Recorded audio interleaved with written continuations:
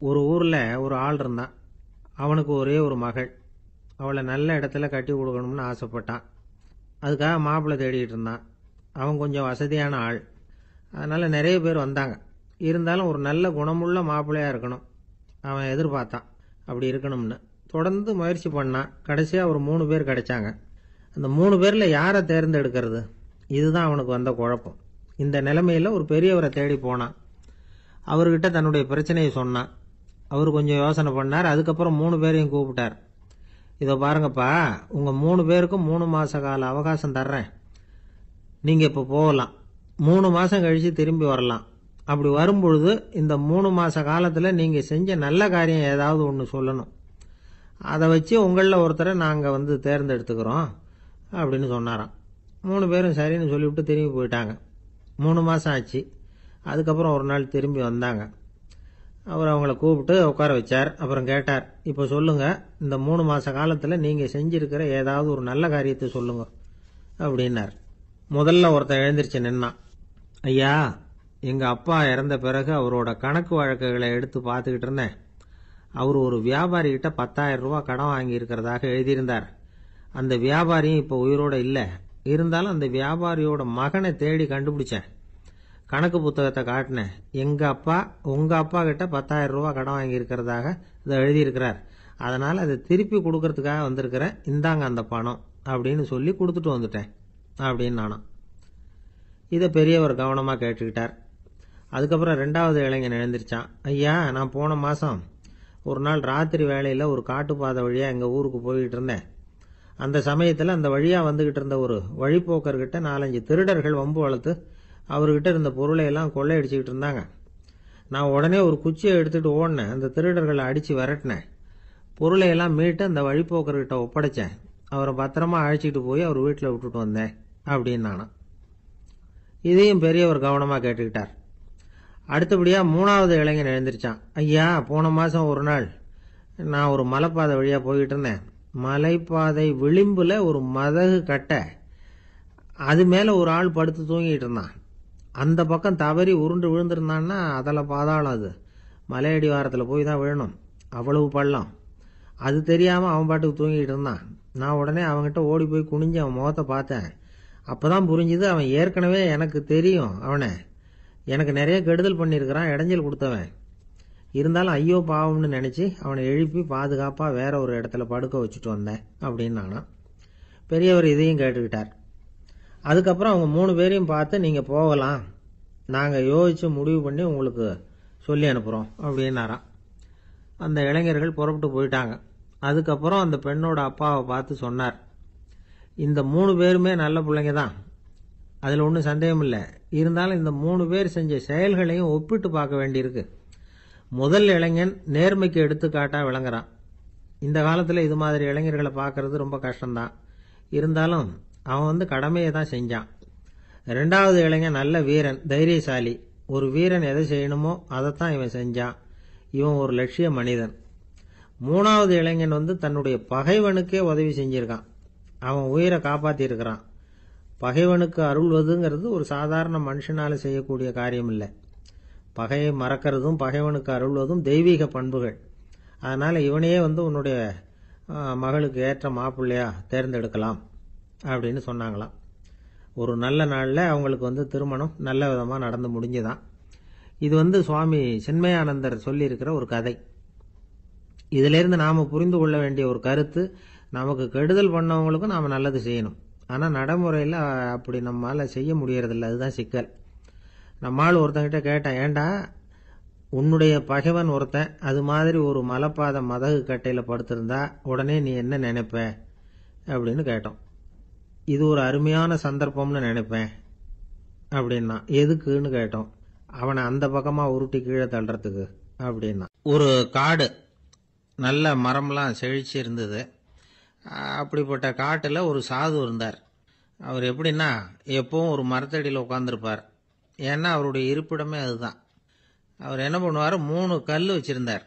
செங்கல் மாதிரி இருக்கும், ஆனால் அதை விட கொஞ்சம் பெருசாக இருக்கும். எதுக்கு அந்த 3 கல்லுன்னா, அதுதான் அவருடைய படுக்கை. அதாவது தூங்குறப்ப ஒரு கல்லை தலைக்கு கீழே வச்சுக்குவார், இன்னொரு கல்லை இடுப்புக்கு கீழே வச்சுக்குவார், இன்னொரு கல்லை காலுக்கு கீழே வச்சுக்குவார். உடம்ப வந்து அப்படியே ஒரு தகட்டால மூடிக்குவார். அப்படியே தூங்கி போடுவார். மழை பெய்யுதுன்னு வச்சுங்க, அவர் உடம்பு வந்து 3 கல் மேலே இருக்குதா, அதனால தண்ணி வந்து அடியில் ஓடி போடும், உடம்பு நனையாது.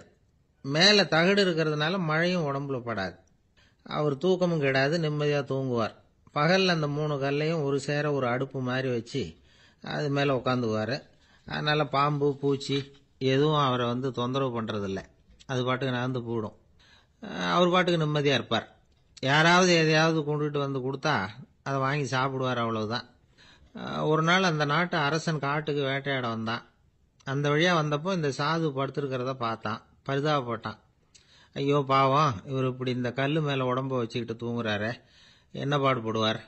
இவரை நாம் வந்து அரண்மனைக்கு அழைச்சிட்டு போய் சுகமாக நிம்மதியாக இருக்கிறதுக்கு வழி செஞ்சு கொடுப்போம், அது ரொம்ப நல்லாயிருக்கும் அப்படின்னு நினச்சான். அப்படி நினச்சிக்கிட்டே அரண்மனைக்கு வந்துட்டான். அதுக்கப்புறம் ஒரு பல்லக்கையும் 2 சேவகர்களையும் காட்டுக்கு அனுப்பி அந்த சாதுவை மெதுவாக இங்கே அழைச்சிட்டு வந்துடுங்க அப்படின்னு சொல்லி அனுப்பி வச்சான். இவங்க போய் அவர்கிட்ட விவரத்தை சொன்னாங்க. எனக்கு என்னத்துக்கு அரண்மனை வாசம் அப்படின்னார். இருந்தாலும் மன்னர் உத்தரவு, நீங்கள் அவசியம் வரணும் அப்படின்னாங்க இவங்க. சரின்னு சொல்லிவிட்டு வேற வழி இல்லாமல் புறப்பட்டார். புறப்படும் பொழுது என்ன பண்ணாருன்னா, மறக்காமல் அந்த 3 கல் ஒரு தகடு அதையும் எடுத்து பல்லக்கில் வச்சுக்கிட்டார். என்னத்துக்கு இதையெல்லாம் எடுத்து வைக்கிறாரு அப்படின்னு சொல்லி அவங்க யோசனை பண்ணாங்க. இருந்தாலும் அதை பற்றி ஒன்றும் கேட்கல. பேசாமல் அவரை அழைச்சிட்டு போய் அரண்மனையில் விட்டுட்டாங்க. அரசன் ஓடி வந்தான், வரவேற்றான், அறுசுவை உணவு படைச்சான். அவர் படுக்கிறதுக்கு தங்க கட்டில், பட்டு மெத்தை, இப்படி எல்லாம் ஏற்பாடு பண்ணி வச்சான். இங்கே படுத்து ஓய்வு எடுத்துங்க அப்படின்னு சொல்லிவிட்டு அவன் பாட்டு போயிட்டான்.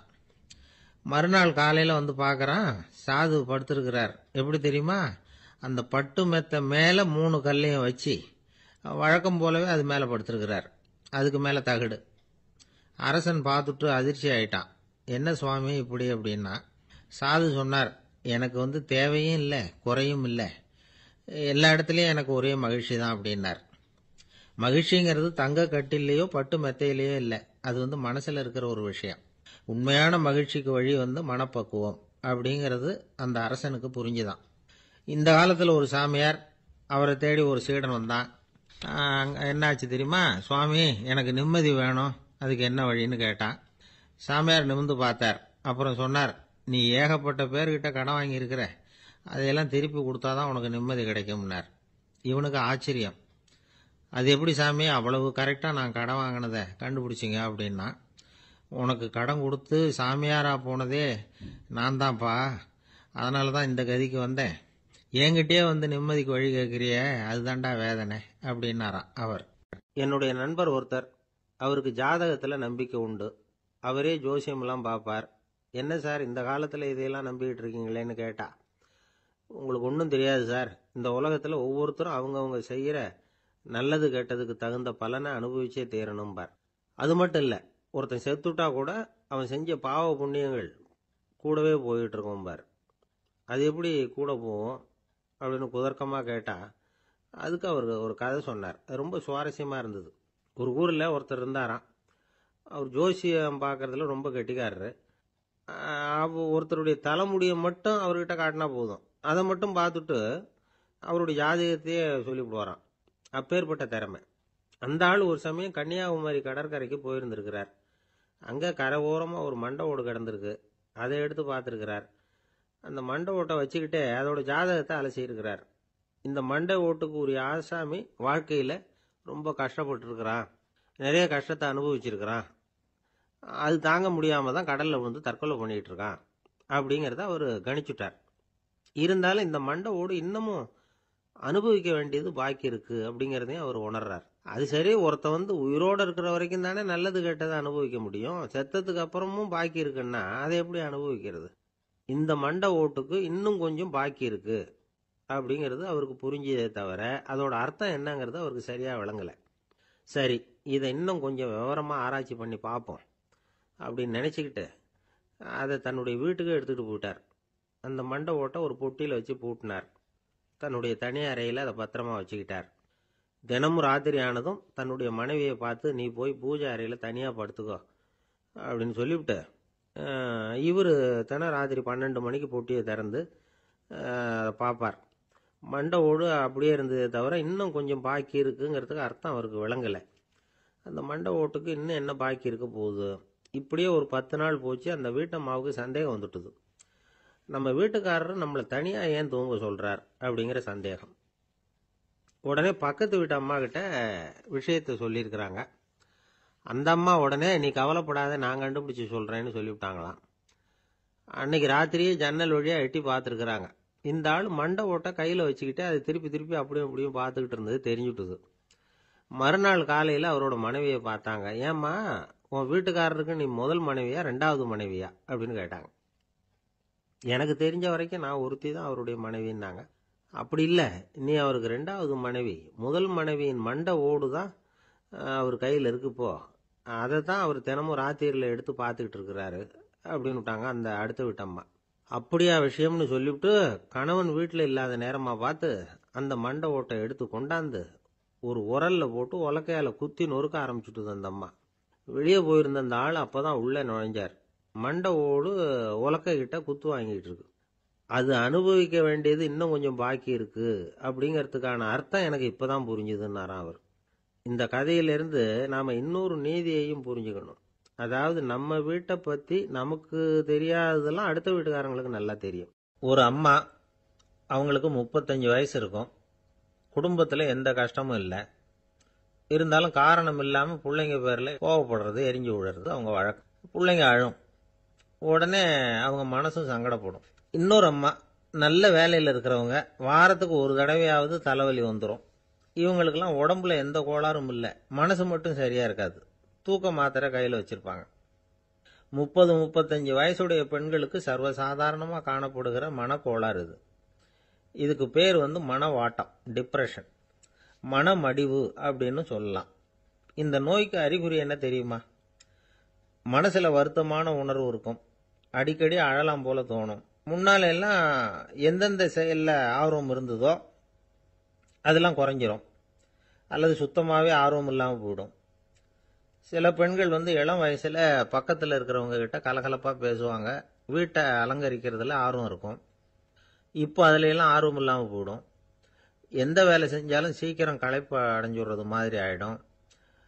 நமக்கு யாருமே உதவியாக இல்லை, நம்ம எல்லாரும் கை விட்டுட்டாங்க போல இருக்குதே அப்படிங்கிற உணர்வுலாம் உண்டாகும்.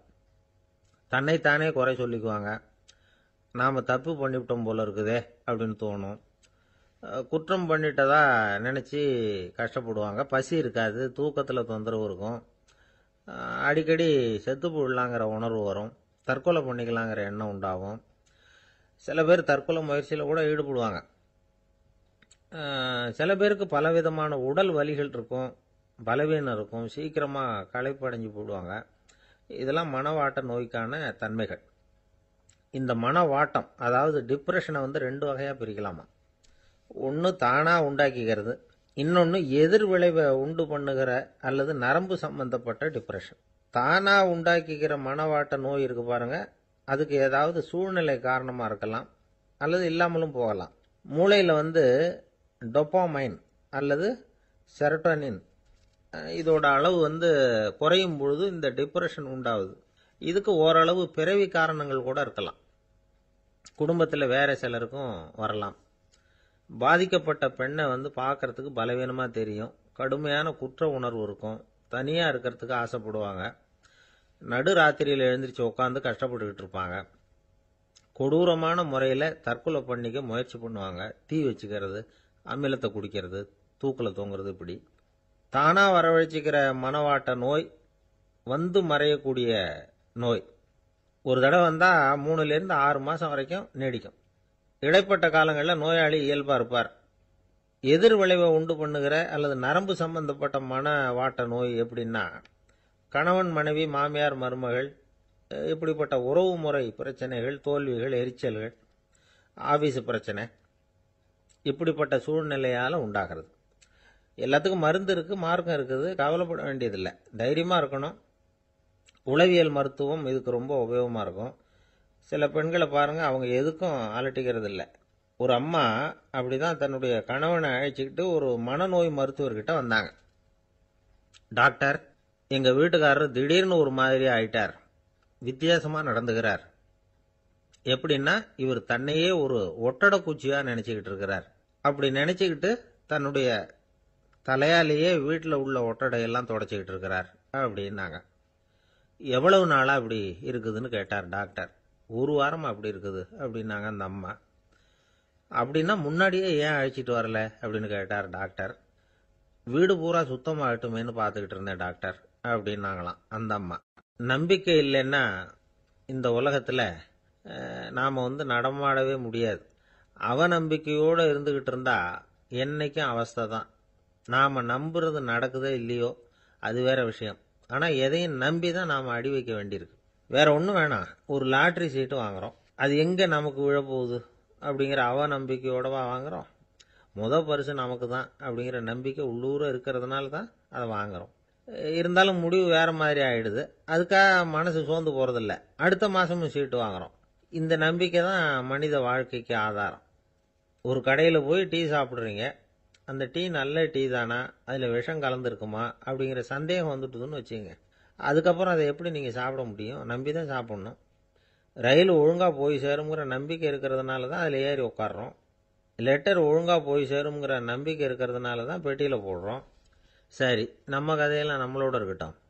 மனித நம்பிக்கை எந்த அளவுக்கு உறுதியாகவும் அறிவுபூர்வமாகவும் இருக்கணுங்கிறதுக்கு அலெக்சாண்டர் வாழ்க்கையில் நடந்த ஒரு சம்பவத்தை உதாரணமாக சொல்லலாம். இந்த உலகத்தையே ஜெயிக்கணும்னு புறப்பட்டார் அலெக்சாண்டர். ஒரு கட்டத்தில் அவர் சிட்னஸ் நதி கரைக்கு சேர்ந்தார். அந்த சமயத்தில் அவருக்கு கடுமையான நோய் வந்துட்டுது. அவர் கூடவே வந்திருந்த கிரேக்க வைத்தியர்கள் என்னென்னமோ முயற்சியெல்லாம் பண்ணி பார்த்தாங்க. இருந்தாலும் அலெக்சாண்டருக்கு வந்திருக்கிறது என்ன நோய்ங்கிறத அவங்களால கண்டுபிடிக்க முடியல. ஏன்னா அந்த பகுதியில் உள்ளவங்களுக்கு மட்டுமே அதிகமாக வரக்கூடிய ஒரு வினோதமான நோயாக இருந்தது அது. ஆனால் அவர் இருக்கிற இடம் எதிரியோட இடம், பாரசீக மன்னனோட ஆளுகைக்கு உட்பட்ட இடம். என்ன பண்ணுறது அப்படின்னு எல்லாரும் யோசனை பண்ணாங்க. பாரசீக மன்னனோட அரண்மனையில் இருக்கிற வைத்தியர் வந்தால் இந்த நோயை குணப்படுத்தி விடுவார் அப்படின்னு சொன்னாங்க. இருந்தாலும் எதிரியோட நாட்டில் இருக்கிற வைத்தியரை கூப்பிட்டு எப்படி நம்பி வைத்தியம் பார்க்க சொல்கிறது அப்படின்னு சொல்லி எல்லாரும் தயங்கினாங்க. ஆனால் அலெக்சாண்டர் தயங்கலை. பரவாயில்ல, அழைச்சிட்டு வாங்கன்னு விட்டார். உடனே அவரை போய் அழைச்சிட்டு வந்துட்டாங்க. அவர் வந்தார். அலெக்சாண்டர் உடம்பை பரிசோதனை பண்ணி பார்த்தார். சரி, இதை குணப்படுத்தி விடலாம், பயப்பட வேண்டியதில்லை. ஆனால் இதுக்கு ஒரு மூலிகை ரசம் தயார் பண்ணி கொடுக்கணும். நான் போய் அதை தயார் பண்ணிட்டு 2 நாளில் திரும்பி வந்துடுறேன் அப்படின்னு சொல்லிவிட்டு போனார் அந்த வைத்தியர். அதே மாதிரி 2 நாளில் திரும்பி வந்தார் மூலிகை ரசத்தோட. இதுக்கு இடையில அலெக்சாண்டரோட தளபதிகளில் ஒருத்தர் ரகசியமாக ஒரு எச்சரிக்கை கடிதம் கொடுத்து அனுப்பியிருக்கிறான். அதை வாங்கி என்ன விஷயம்னு பார்த்தார். இப்போ உங்ககிட்ட வந்திருக்கிற எதிரி நாட்டு வைத்தியரை நம்பாதீங்க, அவன் கொண்டுகிட்டு வந்திருக்கிற மூலிகை ரசத்தில் விஷம் கலந்துருக்குது அப்படின்னு அதில் எழுதியிருக்கு. அதை பார்த்தார் அலெக்சாண்டர். இருந்தாலும் கொஞ்சம் கூட அலட்டிக்கல. வைத்தியர் கொடுத்த மருந்தை வாங்கி கடகடன்னு குடிச்சுட்டார். குடிச்சுட்டு அதுக்கப்புறம் அந்த கடிதத்தில் இருந்த விஷயத்தை அந்த வைத்தியர்கிட்ட சொன்னார். வைத்தியர் தகைச்சு போயிட்டார். தன் மேலே அலெக்சாண்டர் வச்சிருக்கிற நம்பிக்கையை பார்த்து அவருக்கு ரொம்ப வியப்பு. வைத்தியர் உண்மையிலேயே நல்ல மருந்து தான் கொண்டுகிட்டு கொடுத்துருக்கிறார், அதில் விஷம்லாம் எதுவும் கலக்கலை. அதுக்கப்புறம் அலெக்சாண்டர் அந்த வைத்தியரை பார்த்து சொன்னாராம், நம்பிக்கைங்கிற அச்சாணியை ஆதாரமாக வச்சுக்கிட்டு தான் இந்த உலகம் சுற்றிக்கிட்டு இருக்குது. எனக்கு எதிரியாக இருந்தாலும் பாரசீக மன்னர் ரொம்ப பெரியவர். அப்பேற்பட்ட மன்னருடைய அரண்மனை வைத்தியர் தொழில் நேர்மை இல்லாதவராக இருக்க முடியாது, இருக்க மாட்டார். அப்படி இருந்தால் அவரை அரண்மனை வைத்தியராக வச்சிருக்கவே மாட்டாங்க அப்படின்னு நம்பினேன். என்னுடைய நம்பிக்கை வீண் போகலை அப்படின்னாராம். இதுதான் மானுட நம்பிக்கைங்கிறது.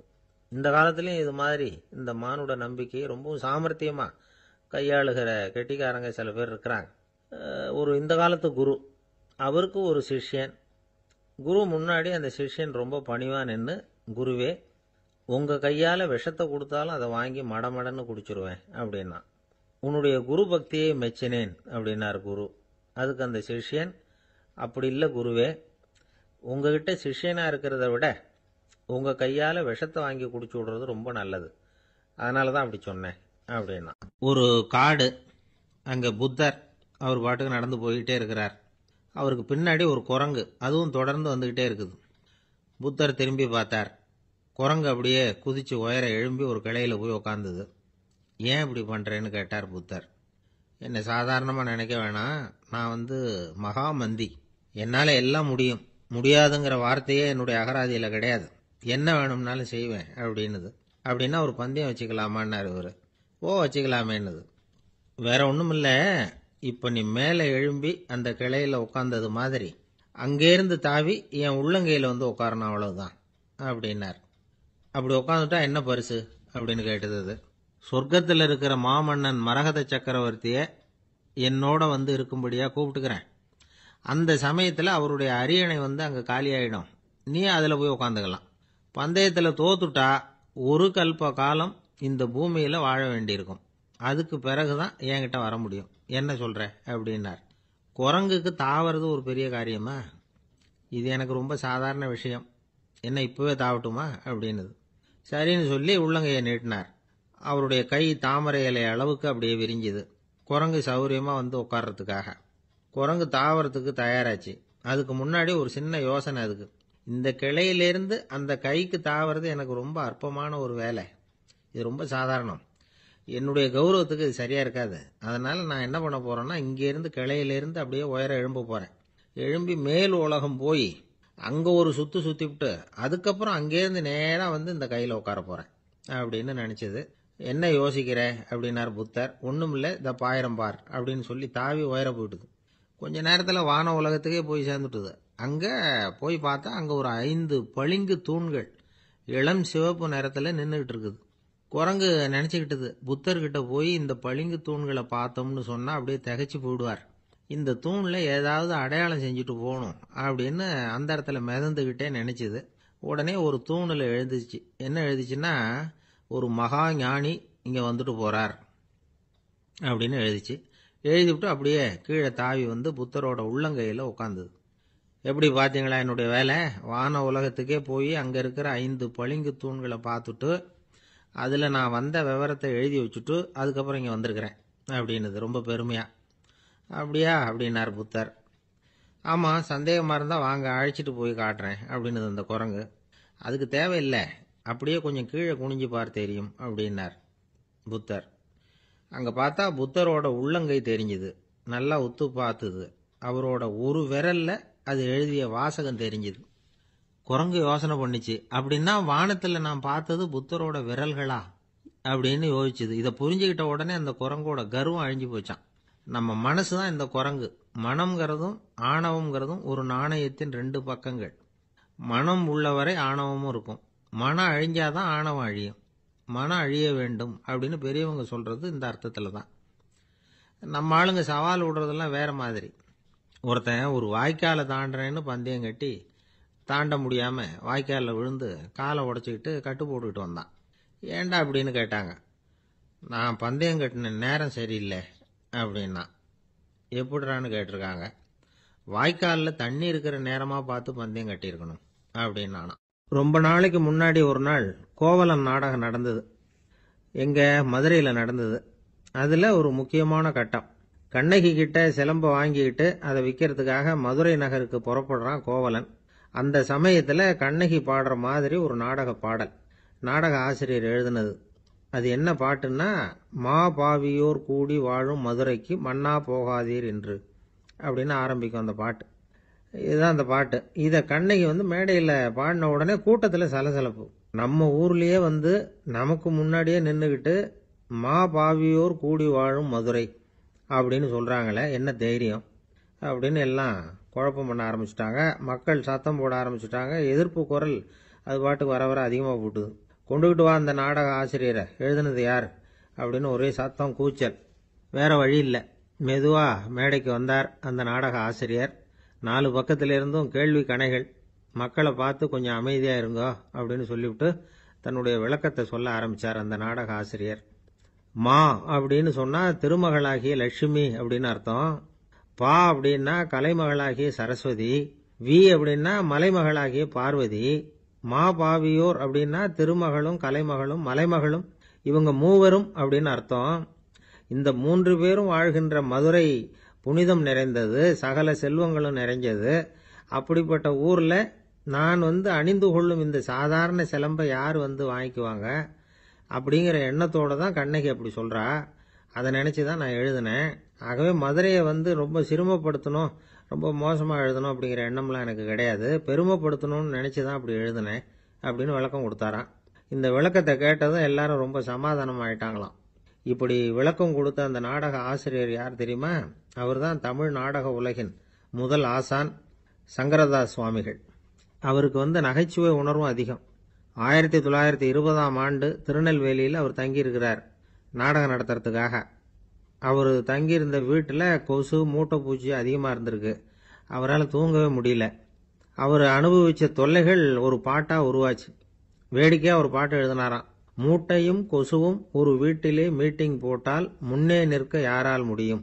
கொசு மோகன ராகம் போல சத்தம் போட்டு முன்னே நின்று செய்திடும் யுத்தம். இதை மறுநாள் நாடகத்தில் கோமாளி வேஷம் போட்ட ஒரு சிறுவனை விட்டு பாட வச்சிருக்காரு. எல்லாரும் சிரிச்சு ரசிச்சாங்களாம். சங்கரதாஸ் சுவாமிகள் கல்யாணமே பண்ணிக்கல, துறவி மாதிரியே வாழ்ந்திருக்கார். தமிழ் நாடக கலைக்கு தன்னையே அர்ப்பணம் பண்ணிட்டவர் அவர். 1922 நவம்பர் மாசத்துல ஒரு நாள் புதுச்சேரியில் அவர் வாழ்க்கை முடிஞ்சுது. அப்போ அவருக்கு வயசு 55. சங்கரதாஸ் சுவாமிகள் நாடக ஆசிரியர் மட்டும் இல்லை, மேடை நாடக இயக்குனர், தயாரிப்பாளர். அவரே ஒரு சிறந்த நடிகர்.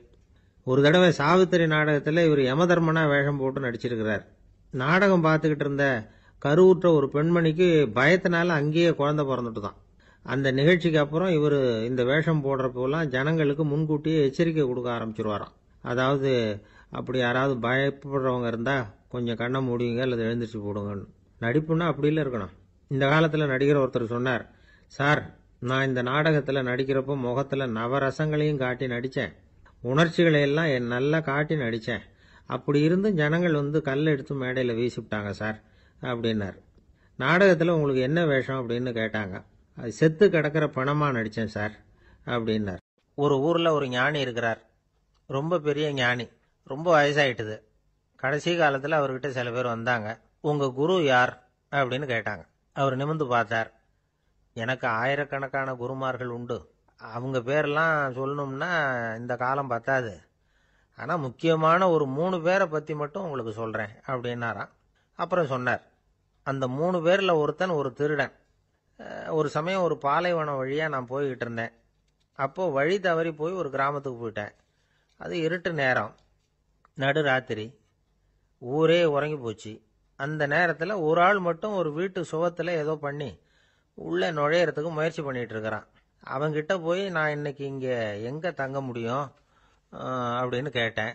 அதுக்கு அவன், இந்த ராத்திரி வேளையில் அது ரொம்ப சிரமம், ஒரு திருடனோட உங்களால் தங்க முடியும்னா நீங்கள் என்னோட தங்கலாம் அப்படின்னா. நான் அவங்க கூட 1 மாதம் தங்கியிருந்தேன். ஒவ்வொரு நாள் ராத்திரியும் இப்போ நான் என்னுடைய வேலைக்கு போகிறேன், நீங்கள் ஓய்வு எடுத்துக்கோங்க அப்படின்னு சொல்லிவிட்டு போவான். அவன் திரும்பி வந்த உடனே உனக்கு ஏதாவது கிடைச்சிதான்னு நான் கேட்பேன். அதுக்கு அவன், இன்னைக்கு ராத்திரி ஒன்றும் இல்லை, நாளைக்கு மறுபடியும் முயற்சி பண்ணுவேன் அப்படின்பா. எப்பவும் அவன் நம்பிக்கை இழந்ததே கிடையாது. எப்பவும் சந்தோஷமாகவே இருப்பான். நானும் ரொம்ப காலமாக தியானம் பண்ணிக்கிட்டே இருந்தேன். ஒன்றுமே நடக்கலை. ஆனால் நான் என்ன பண்ணேன் தெரியுமா? மனசு வருத்தப்படும், நம்பிக்கை இழந்துருவேன். அப்போல்லாம் அந்த திருடனுடைய விடாமுயற்சி தான் ஞாபகத்துக்கு வரும். அதனால் அந்த திருடன் எனக்கு ஒரு குரு. என்னுடைய 2வது குரு யாருன்னா அது ஒரு நாய். இது எப்படின்னா, ஒரு சமயம் எனக்கு ரொம்ப தாகமாக இருந்தது. ஒரு நதியை நோக்கி போய்கிட்டு இருந்தேன். அப்போ ஒரு நாயும் வந்தது. அதுக்கும் தாகம். ஓடி ஆற்றை பார்த்தது. அதோட நிழல் ஆற்றுல தெரிஞ்சது. அதை பார்த்ததும் பயந்துட்டுது. அதாவது அது தன்னுடைய சொந்த உருவத்தையே கண்டு பயந்தது. அதை பார்த்து குறைக்குது, திரும்பி ஓடிச்சு. ஆனால் அதுக்கு தாகம் அதிகமாக இருந்ததுனால அது மறுபடியும் திரும்பி வந்தது. பார்த்தா மறுபடியும் தண்ணியில் நாயோட உருவம் தெரியுது. இப்படி சில தடவை பண்ணிச்சு. இருந்தாலும் கடைசியில் தண்ணியில் குதிச்சுட்டுது துணிஞ்சி. இப்படி குதித்த உடனே அதோட உருவமும் மறைஞ்சுட்டுது. இதை பார்த்தேன். நான் என்ன புரிஞ்சுக்கிட்டேன்னா, எவ்வளவுதான் பயம் இருந்தால் கூட ஒருத்தன் தைரியமாக காரியத்தில் இறங்கணும் அப்படிங்கிறத புரிஞ்சுக்கிட்டேன். இந்த போதனை அந்த நாய்கிட்ட இருந்து எனக்கு கிடைச்சிது. இது ஒன்று. அடுத்தது என்னுடைய 3வது குரு யாருன்னா அது ஒரு சின்ன குழந்தை. நான் ஒரு சமயம் ஒரு நகரத்துக்கு போனேன். அங்கே ஒரு குழந்தை எரிகிற மெழுகுவத்தி ஒன்று எடுத்துக்கிட்டு வந்தது. நான் அந்த குழந்தைய பார்த்து வேடிக்கையாக கேட்டேன், ஏன் பாப்பா இந்த மெழுகுவத்தியை நீயாவே கொளுத்துனியா அப்படின்னு கேட்டேன். ஆமான்னுது அந்த குழந்தை. சரி, இந்த மெழுகுவத்தி முன்னாடி எரியாமல் இருந்தது, இப்போ எரியுது. இந்த மெழுகுவத்திக்கு வெளிச்சம் எங்கேருந்து வந்தது, அதை எனக்கு காட்ட முடியுமா அப்படின்னு கேட்டேன் அந்த குழந்தைகிட்ட. இதுக்கு அந்த குழந்தை சிரிச்சுக்கிட்டு அந்த மெழுகுவத்தியை ஊதி அணைச்சுட்டுது. அதுக்கப்புறம் என்னை பார்த்து கேட்டது, இப்ப இந்த மெழுகுவர்த்தியின் வெளிச்சம் போனதை பார்த்தீங்க இல்லையா, அது எங்க போச்சுன்னு எனக்கு சொல்லுங்க அப்படின்னுது. அந்த குழந்தை இப்படி கேட்டதும் என்கிட்ட இருந்த ஆணவம் அழிஞ்சுட்டுது. நான் படிச்சதெல்லாம் அந்த வினாடியில சுக்கு நூறா போயிட்டுது. என்னுடைய முட்டாள்தனத்தை நான் உணர்ந்தேன் அப்படின்னு இவ்வளவும் அந்த ஞானி விவரமா சொன்னாராம். அதனால நாம இன்னார்கிட்ட இருந்து தான் இதை கத்துக்கணுங்கிறது இல்லை, யாருகிட்ட இருந்தும் எதையும் கத்துக்கலாம். நம்மால் ஒருத்தன் ஒரு நாய் வளர்த்துக்கிட்டு இருந்தான். அந்த நாய்க்கு வால் கிடையாது. யாரோ ஏற்கனவே வெட்டி எடுத்துட்டாங்க. இந்த நாய் தான் சார் எனக்கு குரு, அதுகிட்டே இருந்து கூட நான் பாடம் கற்றுக்கிட்டு இருக்கிறேன் அப்படின்னா. அப்படி என்ன கற்றுக்கிட்டேன் அந்த வால் இல்லாத நாய்கிட்டே இருந்து அப்படின்னு கேட்டோம். நாம் யாருக்கிட்டையும் வாலாட்டக்கூடாது அப்படிங்கிற பாடத்தை அதுகிட்டே இருந்து தான் நான் கற்றுக்கிட்டேன் அப்படின்னா. ஒரு குரு, இளம் சீடர்கள் எதிரில் உட்காந்துருக்கிறாங்க. குரு பாடம் நடத்திக்கிட்டு இருக்கிறார். சீடர்களுக்கு ஒரு ஆசை, அதாவது ஒரு முக்கியமான மந்திரத்தை நம்ம குருநாதர்கிட்ட இருந்து கற்றுக்கணும் அப்படிங்கிறது அவங்க ஆசை. அது என்ன மந்திரம்னா, இறந்தவரை உயிர்ப்பிக்கக்கூடிய புனித மந்திரம், அதாவது செத்தவங்களுக்கு மீண்டும் உயிர் உண்டாக்குகிற மந்திரம். குருவே, தயவு பண்ணி அந்த மந்திரத்தை எங்களுக்கு உபதேசிக்கணும் அப்படின்னு கேட்டாங்க. அது ரொம்ப ஆபத்தானது, அது என்னத்துக்கு உங்களுக்கு வேண்டாமேன்னாராம் குரு. எங்களுடைய நம்பிக்கை உறுதிப்படுறதுக்காகத்தான் கேட்குறோம், வேற ஒன்றும் இல்லை அப்படின்னாங்களாம் சீடர்கள். பக்குவப்படாத அறிவுங்கிறது ரொம்ப ஆபத்தானது அப்படின்னாராம் குரு. இது சீடர்களுக்கு புரியல. அது எப்படிங்க பக்குவப்படாத அறிவு ஆபத்தானதுன்னு சொல்றீங்க, அப்படின்னா என்ன அப்படின்னு கேட்டிருக்காங்க சீடர்கள். குரு அதுக்கு விளக்கம் கொடுத்தாராம். அந்த மந்திரத்தை எப்போ பயன்படுத்தணுங்கிறது முக்கியம். அதை அறியக்கூடிய ஞானம் ஏற்படுகிற வரைக்கும் அதை தெரிஞ்சுக்காம இருக்கிறது தான் நல்லது, இல்லைன்னா ஆபத்துன்னாராம். ஆனா அந்த சீடர்கள் அதை கேட்குற மாதிரி இல்லை, ரொம்ப பிடிவாதம் பண்ண ஆரம்பிச்சுட்டாங்க. சரி வாங்க சொல்றேன்னார் குரு. எல்லாரும் வந்தாங்க. அந்த புனித மந்திரத்தை அவங்களுக்கு ரகசியமா உபதேசம் பண்ணார். உபதேசம் பண்ணிவிட்டு அவங்களுக்கு எச்சரிக்கையும் கொடுத்தார். இந்த மந்திரத்தை நல்லா ஆராய்ச்சி பார்த்ததுக்கு அப்புறம் தான் உச்சரிக்கணும், அவசரப்பட்டு எதுவும் செஞ்சிடக்கூடாது அப்படின்னு ஒரு தடவைக்கு பல தடவை எச்சரிக்கை கொடுத்தார். சரின்னு சொல்லிவிட்டு அவங்கெல்லாம் மந்திரத்தை கற்றுக்கிட்டு எழுந்திரிச்சு போயிட்டாங்க. ஒரு நாள் அந்த சீடர்கள் எல்லாம் மணற்பாங்கான இடத்துல அப்படியே நடந்து போயிட்டு இருக்கிறாங்க. ஒரு பாலைவன பகுதி மாதிரி ஒரு இடம். அங்க ஒரு இடத்துல எலும்புகள் குவியலா கிடந்தது. உடனே இந்த சீடர்கள் முன்ன பின்ன யோசிக்காம, தியானமும் பண்ணாம, அந்த மந்திரத்தோட பயனை சோதிச்சு பார்க்கணும் அப்படின்னு நினைச்சுக்கிட்டு அந்த மந்திரத்தை உச்சரிக்க ஆரம்பிச்சிட்டாங்க. அவ்வளவுதான். உடனே என்னாச்சு தெரியுமா, அந்த எலும்புகள் எல்லாம் ஓநாய்களா மாறி அவங்கள துரத்த ஆரம்பிச்சுட்டுது.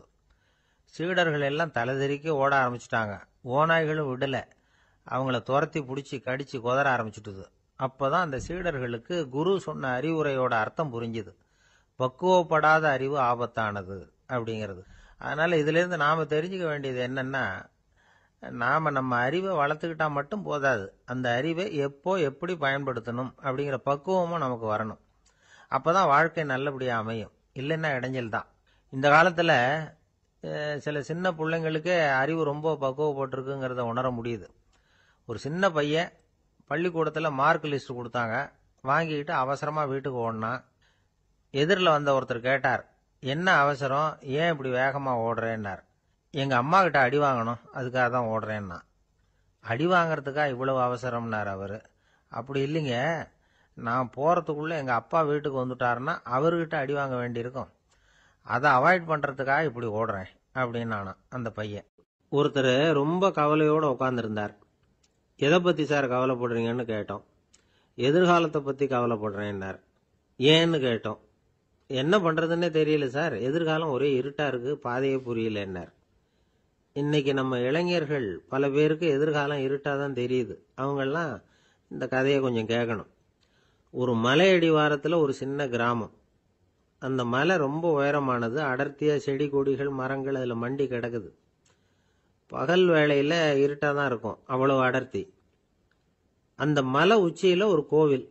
முத நாள் ராத்திரியே புறப்பட்டாதான் காலையில அந்த கோயிலுக்கு போய் சேர முடியும். கிராமத்து இளைஞன் ஒருத்தன் அந்த மலை உச்சிக்கு போக வேண்டியிருந்தது. கையில ஒரு விளக்கை எடுத்துக்கிட்டு முத நாள் ராத்திரியே புறப்பட்டான். புறப்பட்டு போனவன் கிராமத்து எல்லையிலேயே நின்னுட்டான். ஏன் தெரியுமா, அவன் கையில இருந்த விளக்கோட வெளிச்சம் 10 அடி தூரத்துக்கு தான் தெரியுது. அது வரைக்கும் தான் பாதை தெளிவா இருக்குது. அதுக்கு அப்பால எல்லாம் ஒரே இருட்டா இருக்குது, பாதை புரியல. இவன் யோசனை பண்ணி பார்த்தான். மனசுக்குள்ள ஒரு சந்தேகம். 10 அடி தூரம் தானே வெளிச்சம் தெரியுது, அப்படின்னா நாம 10 அடி தூரம் தானே போக முடியும். அதுக்கும் அந்தாண்ட ஒரே இருட்டா இருக்குதே, அதுல எப்படி நாம நடந்து போறது? நாம ரொம்ப தூரம் நடந்து போய் ஆகணுமே. அப்படிப்பட்ட நினைப்பெல்லாம் அவனுக்கு வந்துட்டுது. இதுதான் அவன் மனசுல ஏற்பட்ட தயக்கம். இப்படி யோசிச்சுக்கிட்டே அந்த இளம் ஆசாமி புறப்பட்ட இடத்துலயே நின்றுகிட்டு இருக்கிறான். அந்த சமயத்துல ஒரு வயசான பெரியவர் அந்த பக்கமா வந்தார். அவர் கையில இதை விட சின்னதா ஒரு விளக்கு வச்சிருந்தார். அது எப்படின்னா அது ஒரு 5 அடி தூரத்துக்கு தான் வெளிச்சம் காட்டுது. அவ்வளவு சின்ன விளக்கு. அவரும் மலை உச்சிக்கு போறதுக்காக தான் வந்துகிட்டு இருக்கிறார். அவரை பார்த்து இவன் கேட்டான், என்ன பெரியவரே, இவ்வளவு சின்ன விளக்க வச்சுக்கிட்டு அவ்வளவு தூரத்துக்கு எப்படி மலையேற போறீங்க அப்படின்னு கேட்டான். நீ ஏன் இப்படி தயங்கிட்டே நிக்கிறேன்னு கேட்டார் பெரியவர். என்கிட்ட இருக்கிற விளக்கு 10 அடி தூரத்துக்கு தான் பாதையை காட்டுதுன்னா. இப்ப பெரியவர் சொன்னார், தம்பி, உன் கையில் இருக்கிற விளக்கு கொடுக்கிற வெளிச்சத்தை வச்சு நீ முதல்ல 10 அடி தூரம் முன்னாடி போ. 10வது அடியில போய் நின்றுகிட்டு பாரு. மறுபடியும் ஒரு 10 அடி தூரத்துக்கு பாதை தெரியும். இப்படி உன் கையில் இருக்கிற விளக்கு தொடர்ந்து வெளிச்சம் காட்டிக்கிட்டே இருக்கும். நீ முன்னேற முன்னேற அந்த வெளிச்சமும் முன்னேறும். அதனால எத்தனை கிலோமீட்டர் தூரம் வேணும்னாலும் நீ இந்த 10 அடி தூரம் வெளிச்சத்தை வச்சுக்கிட்டே நீ போயிடலாம், புறப்படு அப்படின்னார். இப்பதான் அந்த பெரியவர் சொன்னது இளைஞனுக்கு பளிச்சுன்னு புரிஞ்சுதான். உடனே உற்சாகமா புறப்பட்டான், உச்சிக்கு போய் சேர்ந்தான். இந்த கதையிலிருந்து நாம புரிஞ்சுக்க வேண்டியது என்ன தெரியுமா? நீண்ட கால திட்டம் ஒண்ணு போடும் பொழுது நமக்கு முன்னாடி இருக்கிறத மறந்துட்டு மனசை போட்டு குழப்பிக்க கூடாது. உங்க கையில என்ன இருக்கோ அதுலயே உங்க எதிர்காலம் மறைஞ்சி இருக்குது. கண் முன்னாடி தெரியறத வச்சு ஆரம்பிங்க, போக போக வழி தானா புலப்படும் அப்படிங்கிறார் ஒரு பெரியவர். பெரிய பயணங்களை எல்லாம் இப்படிதான் நடத்த வேண்டியிருக்கும். ஒவ்வொரு அடியா எடுத்து வச்சா ஓடி போய் சேர்ந்து விடலாம். மலைச்சு போய் நின்றுட்டா நின்றுகிட்டே இருக்க வேண்டியதுதான். நம்ம ஆள்லாம் ரொம்ப மோசமா இருக்கிறாங்க. ஒருத்தன் அப்படிதான் நீண்ட தூர பிரயாணம் ஒன்று புறப்பட்டான். ரயில் போய்கிட்டே இருந்தது. கொஞ்ச தூரம் போச்சு, பாதி வழியில கையில வச்சிருந்த டிக்கெட்டை காத்துல விட்டுட்டான். ஐயோ, என் டிக்கெட்டு போயிட்டுதே அப்படின்னு கத்த ஆரம்பிச்சுட்டான். பக்கத்துல இருந்த பெரியவர் அவனை பார்த்து பரிதாபப்பட்டு, கவலைப்படாத தம்பி, போனா போகுது, வேற டிக்கெட் வாங்கிக்கலாம் அப்படின்னு ஆறுதல் சொன்னார். அதுக்கு அவன் சொல்றான், சார், நான் அதுக்காக அழல, அந்த டிக்கெட்டு கிடைச்சாதானே நான் எந்த ஊருக்கு போகணுங்கிறது எனக்கு தெரியும் அப்படிங்கிறான். ஒரே ஒரு ஊர்ல ஒரு பாதிரியார் இருந்தார். ரொம்ப நாள் சந்தோஷமா வாழ்ந்தார். ஒரு நாள் அவர் மடத்து சமையல் அறையில பாத்திரங்களை கழுவி துலக்கி சுத்தப்படுத்திக்கிட்டு இருந்தார். அந்த சமயத்துல ஒரு தேவதூதன் அவர் முன்னாடி வந்து நின்னான். இவர் நிமிர்ந்து பார்த்தார். ஆண்டவர் என்னை உங்ககிட்ட அனுப்பியிருக்கிறார். பரலோகத்துல வாசம் செய்யறதுக்கு உங்களுக்கு நேரம் வந்துட்டுது அப்படின்னு அந்த ஆள். ஆண்டவருக்கு என்னோட ஞாபகம் வந்ததுக்கு நன்றி. ஆனாலும் இப்போ இங்க நீயே பாரு, எவ்வளவு பாண்டங்கள் பாக்கி இருக்கு. இவ்வளவையும் நான் சுத்தப்படுத்த வேண்டியிருக்கு. நான் நன்றி கெட்டவனா இருக்க விரும்பல. இந்த பணியை முடிக்கிற வரைக்கும் என்னுடைய பரலோக வாழ்வை தள்ளி வைக்க முடியுமா? நீ என்ன நினைக்கிற அப்படின்னு கேட்டார். தேவதூதன் தனக்கே உரிய விவேகத்தோட அன்போட பாதிரியாரை பார்த்தான். சரி, என்ன செய்யலாம்ங்கிறத அப்புறம் சொல்றேன் அப்படின்னு சொல்லிவிட்டு புறப்பட்டு போயிட்டான். ஒரு நாள் அந்த பாதிரியார் தோட்டத்தில் உள்ள களைகளை எல்லாம் ஒரு களை கொத்தியால கொத்தி களை எடுத்துக்கிட்டு இருக்கிறார். அந்த சமயத்துல இந்த தேவதூதன் மறுபடியும் அவர் முன்னாடி வந்து நிக்கிறான். பாதிரியார் பார்த்தார். இத பாரு, இந்த தோட்டம் பூராவும் எவ்வளவு களை மண்டி கிடக்கு. பரலோகம் கொஞ்ச காலம் எனக்காக பொறுத்திருக்கலாம்னு நீ நினைக்கிறியா அப்படின்னு கேட்டார். தேவதூதன் சிரிச்சுக்கிட்டே மறுபடியும் மறைஞ்சிட்டான். மறுபடியும் அவர் களை எடுக்கிறது, தானிய களஞ்சியத்துக்கு வர்ணம் பூசுறது, இப்படிப்பட்ட வேலைகளில் ஈடுபட்டிருக்கார். இன்னொரு நாள் ஒரு மருத்துவமனையில் நோயாளிகளை கவனிச்சுக்கிட்டு ரொம்ப தீவிரமாக இருக்கிறார் அந்த பாதிரியார். ஒரு நோயாளியோட தாகத்துக்கு தண்ணீர் கொடுத்துட்டு நிமிர்ந்து பார்க்குறப்போ தேவதூதன் மறுபடியும் அவர் முன்னாடி வந்து நிற்கிறான். இந்த தடவை பாதிரியார் தன்னலமற்றவரா பேரன்பை காட்டக்கூடிய வகையில் தன்னுடைய 2 கைகளையும் உயர்த்தியபடி தேவதூதனின் கவனத்தை பிணியால் வாடக்கூடிய நோயாளிகளின் பக்கம் திருப்பினாராம். தேவதூதன் ஒன்றும் சொல்லல, மறைஞ்சிட்டான். அன்னைக்கு சாயந்தரம் பாதிரியார் மடத்துல உள்ள தன்னுடைய அறைக்கு போய் இளைப்பாறினார். யோசிச்சு பார்த்தார். தேவதூதனையும் தேவதூதனின் விருப்பத்தையும் பல நாள் தள்ளி போட்டு வந்ததையும் அவர் ரொம்ப நினைச்சு பார்த்தார். திடீர்னு தான் முதுமை அடைகிறதையும் சோர்வு அடைகிறதையும் உணர்ந்தார். ஆண்டவரை நினைச்சார். ஆண்டவரே, உம்முடைய தூதனை மறுபடியும் என்கிட்ட அனுப்புனா நான் சந்திக்கிறதுக்கு ஆவலா இருக்கேன் அப்படின்னு சொல்றப்பவே தேவதூதன் பக்கத்துல வந்து நின்னான். பாதிரியார் நிமிர்ந்து பார்த்தார். நீ இப்போவே என்னை அழைச்சிக்கிட்டு போக விரும்பினா நான் பரலோகத்துக்கு வர்றதுக்கு தயாராக இருக்கேன்னார். தேவதூதன் அந்த பாதிரியாரை அன்போடவும் விவேகத்தோடவும் பார்த்து, நீங்கள் என் கூட பரலோகத்துக்கு வர்ற தயாராக இருக்கிறதா சொல்கிறீங்க, ஆனால் நீங்கள் இதுவரைக்கும் வேற எங்கே இருந்ததா நினைக்கிறீங்க அப்படின்னு நானும். அப்படின்னா இதுவரைக்கும் இருந்த இடம் தான் பரலோகம் அப்படிங்கிறத உணர்த்தியிருக்கிறான். பரலோகம்னா என்னன்னு புரிஞ்சுக்கிறதுக்கு இந்த சம்பவம் நமக்கு உதவியாக இருக்குது. தொண்டு செய்கிறத விட பெரிய செயல் வேற எதுவும் இருக்க முடியாது. அது நம்ம மனசுக்கு கொடுக்குற சுகத்தை வேற எதுவும் கொடுக்க முடியாது. நாம் தொண்டு செய்கிற இடம் தான் அந்த புண்ணிய இடம். ஆனால் இந்த காலத்துல எல்லாம் நாம் தொண்டு செய்யணும்னு நினச்சி ஏதாவது ஆரம்பித்தா கூட அதை ஒரு மாதிரியாக சுற்றி நின்று வேடிக்கை பார்க்க ஆரம்பிச்சிடுறாங்க. ஒரு பெரியவர் அப்படித்தான் ஒரு தொண்டு செஞ்சுக்கிட்டு இருந்தார். ஒரு கோவில் கட்டிக்கிட்டு இருந்தாங்க. அதில் ஒரு இடத்துல ஒரு பலகையை வச்சு ஆணி அடிக்கிற வேலையை செஞ்சுக்கிட்டு இருந்தார் அந்த பெரியவர். ஒரு சின்ன பையன் அதை ரொம்ப ஊக்கமாக அக்கறையாக கவனிச்சுக்கிட்டு இருந்தான். பெரியவர் இதை கவனிச்சார். என்னப்பா பார்க்குற, உனக்கும் இது மாதிரி தொண்டு செய்யணும்னு ஆசையாக இருக்கா அப்படின்னு கேட்டார். அதுக்கு அந்த பையன் சொல்கிறான், அப்படி இல்லைங்க, நீங்கள் ஆணி அடிக்கிறப்போ கையில் சுத்தியால் அடிச்சுக்கிட்டா எப்படி துடிப்பீங்க எப்படி கத்துவீங்கன்னு தெரிஞ்சுக்கிறதுக்காக அதை பார்க்கணும்னு ஆசை, அதுக்காக தான் காத்துக்கிட்டு இருக்கேன் அப்படின்னு நானும். ஒரு தீக்குச்சி தீப்பெட்டியை பார்த்து கேட்டுதான், நாம் 2 பேரும் தானே உரசிக்கிறோம், ஆனால் நான் மட்டும் தீப்பிடிச்சி எரிஞ்சு போகிறேன், நீ அப்படியே இருக்கிறியே அப்படின்னு தான். அதுக்கு தீப்பெட்டி சொல்லியிருக்குது, உனக்கு தலையில் கணம் இருக்குது அதனால் அழிஞ்சு போகிற அப்படின்னு தான். எப்படி இருக்கு பாருங்க இந்த பதில். தலையில் கணம் உள்ளவங்க யாருமே சரியாக இருக்க முடியாது. எவ்வளவு பெரியவங்களாக இருந்தாலும் சரி, ரொம்ப கஷ்டம்தான் அது. கர்வம்ங்கிறது கூடவே கூடாது. இதை விளக்கறதுக்கு மகான் ஒருத்தர் ஒரு சம்பவத்தை சொல்கிறார். அர்ஜுனன் தீர்த்த யாத்திரை பண்ணானா. அப்போ தென்னிந்தியாவுக்கு வந்திருக்கிறான். ராமேஸ்வரத்துக்கு போனப்போ அங்கே இலங்கைக்கு கல்லுலாம் அடுக்கி போடப்பட்டிருந்த பாலத்தை பார்த்தானா. ஒரு சின்ன குரங்கு அதுக்கு பக்கத்தில் விளையாடிக்கிட்டு இருந்திருக்கு. அதை பார்த்துட்டு அர்ஜுனன் சிரிச்சிருக்கான். ஏன் சிரிக்கிறேன்னு கேட்டிருக்கு அந்த குரங்கு. ராமன் மிகச்சிறந்த வில் வீரன். அப்படி இருக்கிறப்போ அவன் இலங்கைக்கு அம்புகளாலேயே ஒரு பாலம் கட்டியிருக்கலாம். அதை விட்டுட்டு போயும் உன்ன மாதிரி குரங்குகளை துணையாக வச்சுக்கிட்டு இப்படி ஒரு கருங்கல் பாலத்தை கட்டியிருக்கிறானே அப்படின்னு நானா. அம்புகளால் பாலம் கட்ட முடியுமா அப்படின்னு கேட்டுதான் குரங்கு. ஏன் முடியாது, என்னால் முடியுமேன்னு இருக்கான் அர்ஜுனன். அம்பால் பாலம் கட்டலாம், இருந்தாலும் என்ன மாதிரி குரங்குகள் ஏறி நடந்தா அது தாங்குமா? அதனால தான் ராமர் கருங்கல் பாலமே கட்டினார் அப்படின்னுது குரங்கு சொல்லிச்சான். அப்படியே சொல்கிற, நான் வேணும்னா இப்போ அம்புகளாலேயே ஒரு பாலத்தை கட்டுறேன், நீ அது மேலே ஏறி நடந்து பார். பாலம் விழுந்துட்டுதுன்னா நான் தீ மூட்டி அதில் குதித்து உயிர் தியாகம் பண்ணி விடுறேன் அப்படின்னு நான் ரொம்ப கோபமா. உடனே அந்த சின்ன குரங்கு பெரிய உருவம் எடுத்துட்டு தான் கையில் கதையோடு அர்ஜுனன் முன்னாடி நிற்கிறான் அனுமன். பார்த்தா, என்னுடைய தலைவர் ராமரையா இழிவாக பேசுகிற, நீ இப்போ பாலம் கட்டு, நான் என்னுடைய பலத்தை காட்டுறேன் அப்படின்னு அனுமன். அர்ஜுனன் தன்னுடைய காண்டிபத்தை எடுக்கிறான், சரமாரியா அம்புகளை விடுறான். அதெல்லாம் ஒன்னோட ஒன்று கோத்துக்கிட்டு அப்படியே பாலம் மாதிரி நிற்கிது. அர்ஜுனன் தலை நிமிர்ந்து நின்னான். அனுமன் உயர கிளம்பி அங்கேருந்து பாலத்தில் பொத்துன்னு இறங்கினான். பாலம் அப்படியே நொறுங்கி போச்சு தூள் தூளா. என்ன அர்ஜுனா, இப்போ என்ன செய்ய போற அப்படின்னு நான் ஏளனமா. அர்ஜுனன் தலையை தொங்க போட்டுக்கிட்டான். சொன்னபடி தீ மூட்டி அதில் குதிக்கிறதுக்காக 3 தடவை சுற்றி வந்தான். அப்போது கிருஷ்ணர் அங்கே வந்தார். என்ன அர்ஜுனா, என்ன நடக்குது, என்ன இது அப்படின்னு ஒன்றும் தெரியாத மாதிரி கேட்டார். அர்ஜுனன் வாயை திறக்கிறதுக்கு முன்னாடி அனுமன் வாயை திறந்தான், நடந்ததை சொன்னான். அர்ஜுனன் சவால் விட்டபடி உயிர் திறந்தே ஆகணும்னா அனுமன். கிருஷ்ணர் யோசனை பண்ணார். நல்லது, இந்த சவால் விட்டதுக்கும் நடந்ததுக்கும் யார் சாட்சி? பெரிய ஒருத்தரை சாட்சியாக வச்சுக்கிட்டல்லவா நீங்கள் இந்த போட்டியை நடத்தியிருக்கணும் அப்படின்னார். அதனால் என்ன, இப்போ மறுபடியும் அந்த போட்டியை நடத்திவிட்டா போச்சு, என்னால் அந்த அம்பு பாலத்தை நொறுக்க முடியாதா அப்படின்னு அனுமன். சரி, இப்போ மறுபடியும் அது நடக்கட்டும்னார் கிருஷ்ணர். அர்ஜுனன் அம்பு பாலம் அமைச்சான். அனுமன் ஏறி குதிச்சான்.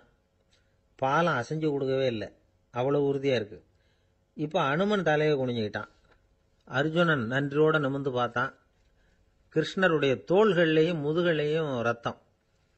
என்ன சுவாமி, என்ன நடந்ததுன்னு நான் பதறி போய், உன் அம்பு பாலத்தை நான் தான் முட்டு கொடுத்து தாங்கிட்டு இருந்தேன். அனுமன் குதிச்சப்போ என் மேலே ஏற்பட்ட காயங்கள் இவை. பின்ன உன்னுடைய அம்பு பலத்தினாலேயா பாலம் நின்னுதுன்னு நினைக்கிற அப்படின்னாரான். முதல்ல அர்ஜுனன் அப்புறம் அனுமன் 2 பேருக்குமே கர்வ பங்கம் ஆயிட்டு தான். அதாவது அவங்க கிட்ட இருந்த கர்வம் போயிட்டுது. யாரா இருந்தாலும் கர்வம் கூடாதுங்கிறத இதிலிருந்து நாம புரிஞ்சுக்கணும். இந்த காலத்துல நாமெல்லாம் எந்த விஷயத்துக்கெல்லாம் கர்வப்பட்டுட்டு இருக்கோம் தெரியுமா? 2 பெண்கள் தங்களுடைய கணவன்மார்களை பற்றி ரொம்ப பெருமையாக பேசிக்கிட்டாங்களாம். அதில் ஒரு அம்மா சொல்லியிருக்கு, என் வீட்டுக்காரர்கிட்ட எந்த சப்ஜெக்ட் கொடுத்தாலும் சரி அந்த விஷயத்தை பற்றி அழகாக 1 மணி நேரம் பேசுவார் அப்படின்னாங்களாம்.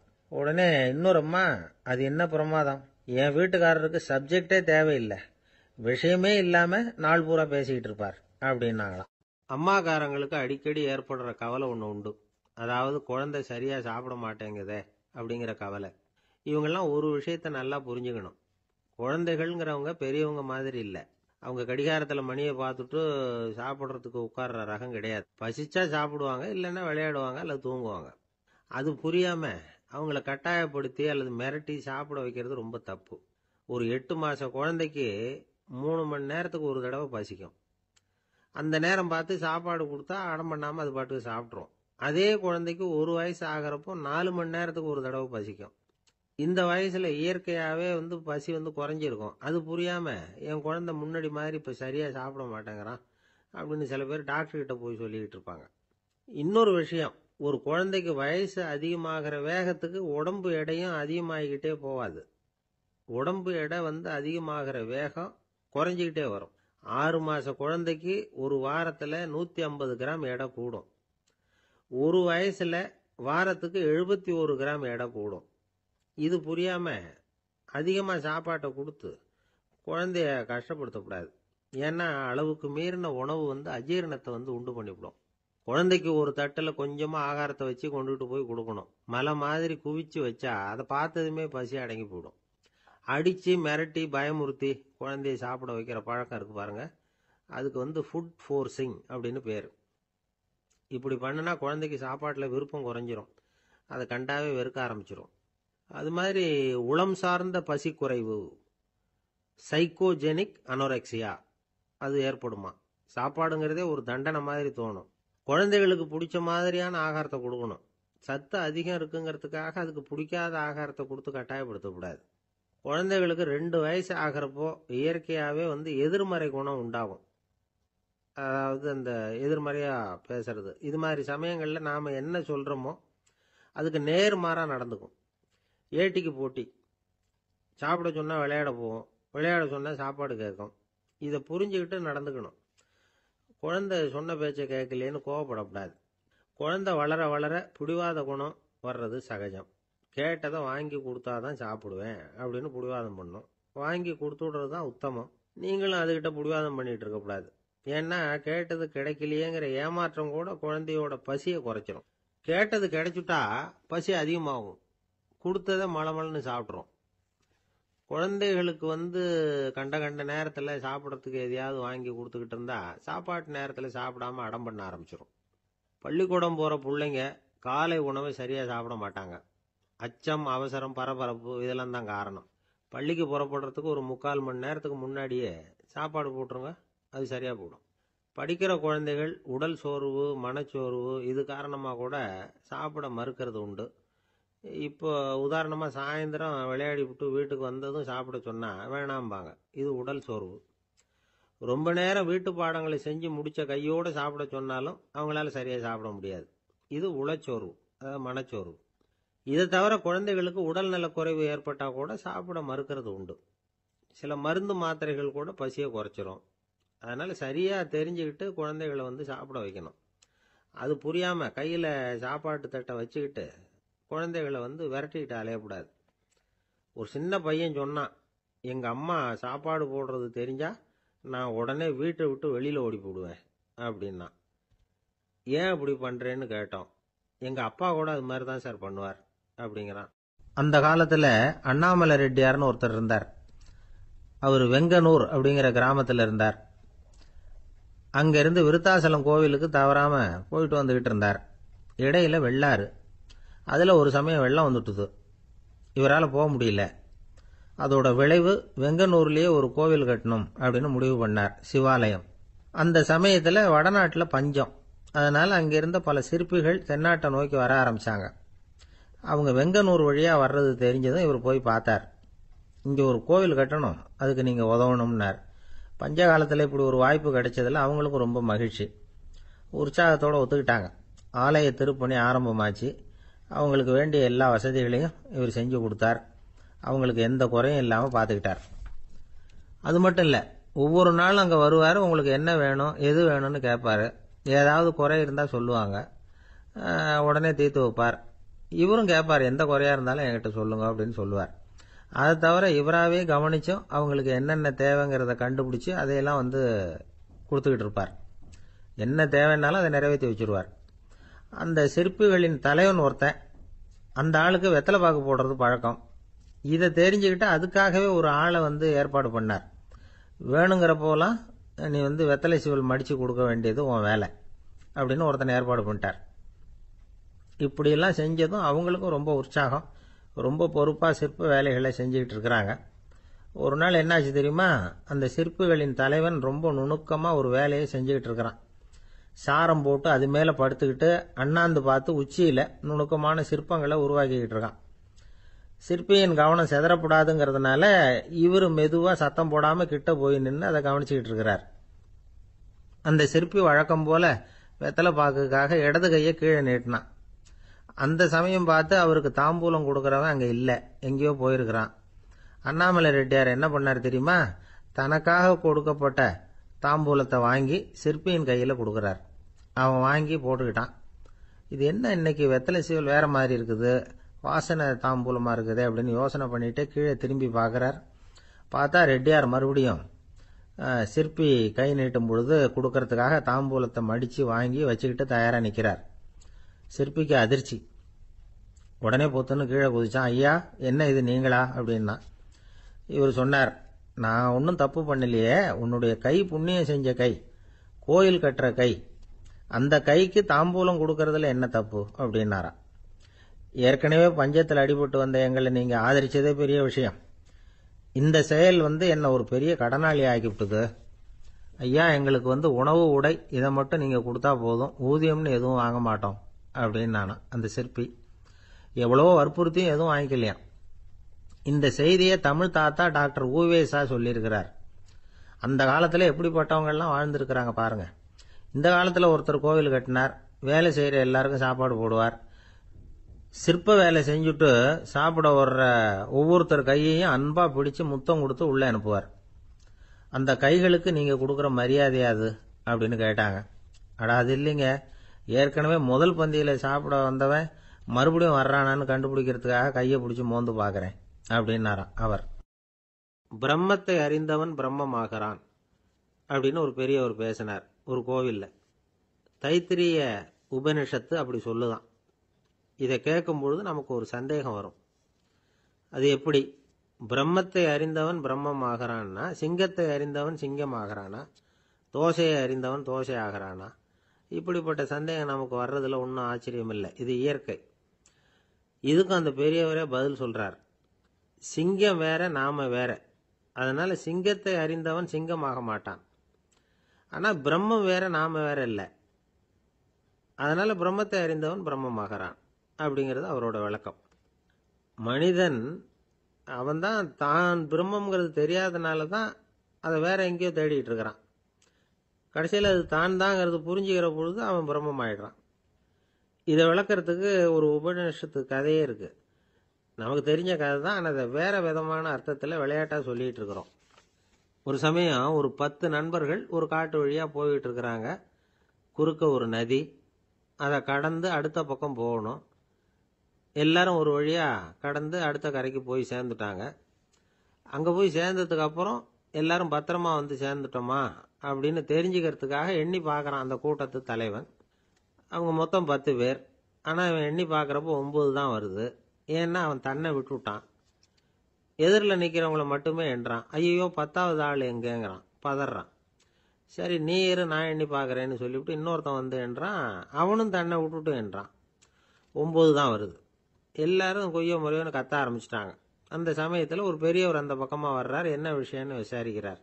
10வது ஆளை 6 அடிச்சுட்டு போட்டுது அப்படின்னு சொல்லி இவங்க அழறாங்க. சரி அழாதீங்க அப்படின்னு சொல்லி அந்த தலைவனை பார்த்து இப்படி வாங்குறார். வர்றான். இப்போ எனக்கு முன்னாடி ஒரு தரம் எண்ணு பார்க்கலாம்ங்கிறார்.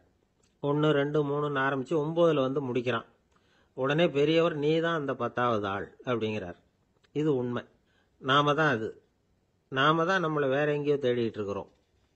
நாம எங்கேயோ தேடிட்டு இருக்கிறோமே, அந்த பிரம்மம் நாம தான். இப்படி ஒரு பெரிய உண்மையை விளக்கறதுக்காக தான் அப்படி ஒரு கதை சொல்லப்பட்டது. ஆனால் அதை நாம் வேற விதமாக வேடிக்கையாக உபயோகப்படுத்திக்கிட்டு இருக்கிறோம். எப்படி தெரியுமா? ஒரு ஆத்தங்கரையில் ஒரு 10 பேர் முழிச்சுக்கிட்டே நின்றுக்கிட்டு இருந்தாங்களாம். அந்த பக்கமாக வந்த ஒருத்தன், ஏன் இப்படி முழிச்சுக்கிட்டு நிற்கிறீங்கன்னு கேட்டிருக்கிறான். எங்களுக்கு நீச்சல் தெரியாது, நாங்கள்லாம் அடுத்த கரைக்கு போய் சேரணும் அப்படின்னாங்களாம். சரி, நாங்கள் விட்டுட்டு போய் விடுறேன். எல்லாரும் அக்கறைக்கு போய் சேர்ந்த உடனே ஆளுக்கு ₹1 வீதமாக மொத்தம் ₹10 எனக்கு கொடுக்கணும் அப்படின்ட்டுருக்கான் இவன். சரின்னு ஒத்துக்கிட்டாங்க. இவன் ஒவ்வொருத்தராக கையை பிடிச்சி மெதுவாக ஆற்றுல இறக்கி அழைச்சிட்டு போயிட்டான். 9 பேரை கரை சேர்த்துட்டான். 10வது ஆள் பாதி ஆற்றுல போயிட்டு இருக்கிறப்போ திடீர்னு வெள்ளம் வந்துட்டுது. புடி நழுவி போச்சு. கையை விட்டுட்டான். வெள்ளம் அடிச்சிட்டு போட்டுது. அழைச்சிட்டு வந்தவன் நீச்சல் அடித்து தட்டு தடுமாறி கரைக்கு வந்து சேர்ந்துட்டான். கரையில் இருந்தவங்களுக்கு இந்த விஷயம் தெரியாது. இருந்தாலும் இவன் உடம்பு பூரா நனைஞ்சி கொஞ்சம் அதிகமாக மூச்சு வாங்க நின்றுக்கிட்டு இருந்தானா, ஏங்க ஏன் இப்படி மூச்சு வாங்குது, என்ன விஷயம் அப்படின்னு கேட்டாங்களாம். அதுக்கு இவன் கொஞ்சமாக அலட்டிக்காம சொன்னானா, வேற ஒன்றும் இல்லை, நீங்கள் கொடுக்க வேண்டிய ₹10 ₹1 குறைஞ்சி போச்சு, அவ்வளவுதான் அப்படின்னான். ஒரு ஆள் ராமகிருஷ்ணரை தேடி வந்தான். அவன் கையில் 1000 பொற்காசுகள் வச்சுருந்தான். அதை அவர்கிட்ட கொடுத்து இதை ஏற்றுக்கணும் அப்படின்னு ரொம்ப பணிவாக கேட்டுக்கிட்டான். அவர் பார்த்தார், இது எனக்கு தேவையில்லை, ஆனாலும் உன்னுடைய மனசை புண்படுத்துறதுக்கு நான் விரும்பலை, அதனால் நீ கொடுக்கறத வாங்கிக்கிறேன்னார். வாங்கிக்கிட்டார். அப்புறம் கேட்டார், இதை பாரு, இனிமே இதெல்லாம் என்னுடையது தானே அப்படின்னார். ஆமாம், அதையெல்லாம் நான் உங்களுக்கே கொடுத்துட்டேன்னா அவன். சரி, இப்போ நீ எனக்காக ஒரு காரியம் பண்ணணும்னார். என்ன செய்யணும்னு சொல்லுங்கன்னா, இந்த நாணயங்களையெல்லாம் எடுத்துக்கிட்டு போய் கங்கை நதியில் எரிஞ்சுட்டு வா அப்படின்னார். இவனுக்கு அதிர்ச்சியாக போச்சு. என்ன பண்ணுறது, இனிமேல் அது முடியாதுன்னு சொல்ல முடியாது. ஏன்னா அந்த நாணயங்களையெல்லாம் அவருக்கே கொடுத்துட்டான். இனிமேல் அதெல்லாம் இவனுடையது இல்லை. பேசாமல் அவ்வளவையும் அள்ளிக்கிட்டு ஆத்தங்கரைக்கு போனான். போனவன் ரொம்ப நேரம் திரும்பியே வரல. ராமகிருஷ்ணருக்கு சந்தேகம், என்ன ஆச்சு அந்த மனுஷனுக்கு, காசுகளோடு அந்த கங்கையில் குதிச்சுட்டானா, போகும்பொழுதே ஒரு மாதிரியாக தான் போனான், போய் என்னன்னு பார்த்துட்டு வாங்க அப்படின்னார். அங்கே இருந்த ஒருத்தர் ஓடி போய் பார்த்தார். அவர் போய் பார்க்கும் பொழுது அவன் அங்கேயே இருந்தான். அதுக்கப்புறம் அவர் திரும்பி வந்தார். வந்து விவரத்தை சொன்னார். அதாவது அவன் கங்கை கரையில் உட்காந்துக்கிட்டு ஒவ்வொரு நாணயமா 1 2ன்னு எண்ணி எண்ணி வீசிக்கிட்டு இருக்கிறான். அவனை சுற்றி ஒரு கும்பல் நின்றுக்கிட்டு அவனை தடுத்துக்கிட்டு இருக்குது அப்படின்னு விவரத்தை சொன்னார் போயிட்டு வந்தவர். இதை கேட்டதும் ராமகிருஷ்ணரே புறப்பட்டு அங்கே போனாராம். என்ன இப்படி பண்ணிகிட்டு இருக்கிற, நான் உன்னை அந்த நாணயங்களை கங்கையில் வீசி எறிய சொன்னேன், நீ ஏன் அதை எண்ணிக்கிட்டு இருக்கிற அப்படின்னார். பழக்கம்தான் காரணம், நான் ஒவ்வொரு நாளும் ஒவ்வொன்றா சேமித்து வச்சேன், இன்றைக்கி என்கிட்ட நிறைய இருக்குது, உங்களுக்கு ஒரு 1000 நாணயங்களை கொடுக்கணுங்கிறது என்னோட ஆசை அப்படின்னா. இப்போ ராமகிருஷ்ணர் சொன்னார், ஒரே நேரத்தில் எல்லாத்தையும் சம்பாதிச்சிருந்தா நீ எண்ணுறது பொருத்தமாக இருக்கும், எல்லாத்தையும் இழக்கும்போது ஒவ்வொன்றா எண்ணிக்கிட்டு இழக்கிறதுங்கிறது சரியான செயல் இல்லை, அதனால் ஒரே தடவையாக எல்லாத்தையும் தூக்கி எறிஞ்சிடும் அப்படின்னார். இது இழப்பது அப்படிங்கிற ஒரு உயர்ந்த நிலை. இதை நாம் யதார்த்த வாழ்க்கையில் சம்பந்தப்படுத்தி பார்த்து குழப்பிக்கிட்டு இருக்கக்கூடாது. இழக்கிறேன்னு சொல்லிக்கிட்டு இருக்கிற காசையெல்லாம் ஆற்றுலையும் குளத்துலையும் கொண்டு போய் எரிஞ்சுட்டு வாங்க அப்படின்னு உபதேசம் பண்ணுறதாக யாரும் நினச்சிடக்கூடாது. இதில் நாம் புரிஞ்சிக்க வேண்டியது என்னென்னா, எதையாவது ஒன்றை இன்னொருத்தருக்கு கொடுக்கணும் அப்படின்னு விருப்பப்பட்டால் அதை மனப்பூர்வமாக கொடுத்துடணும்.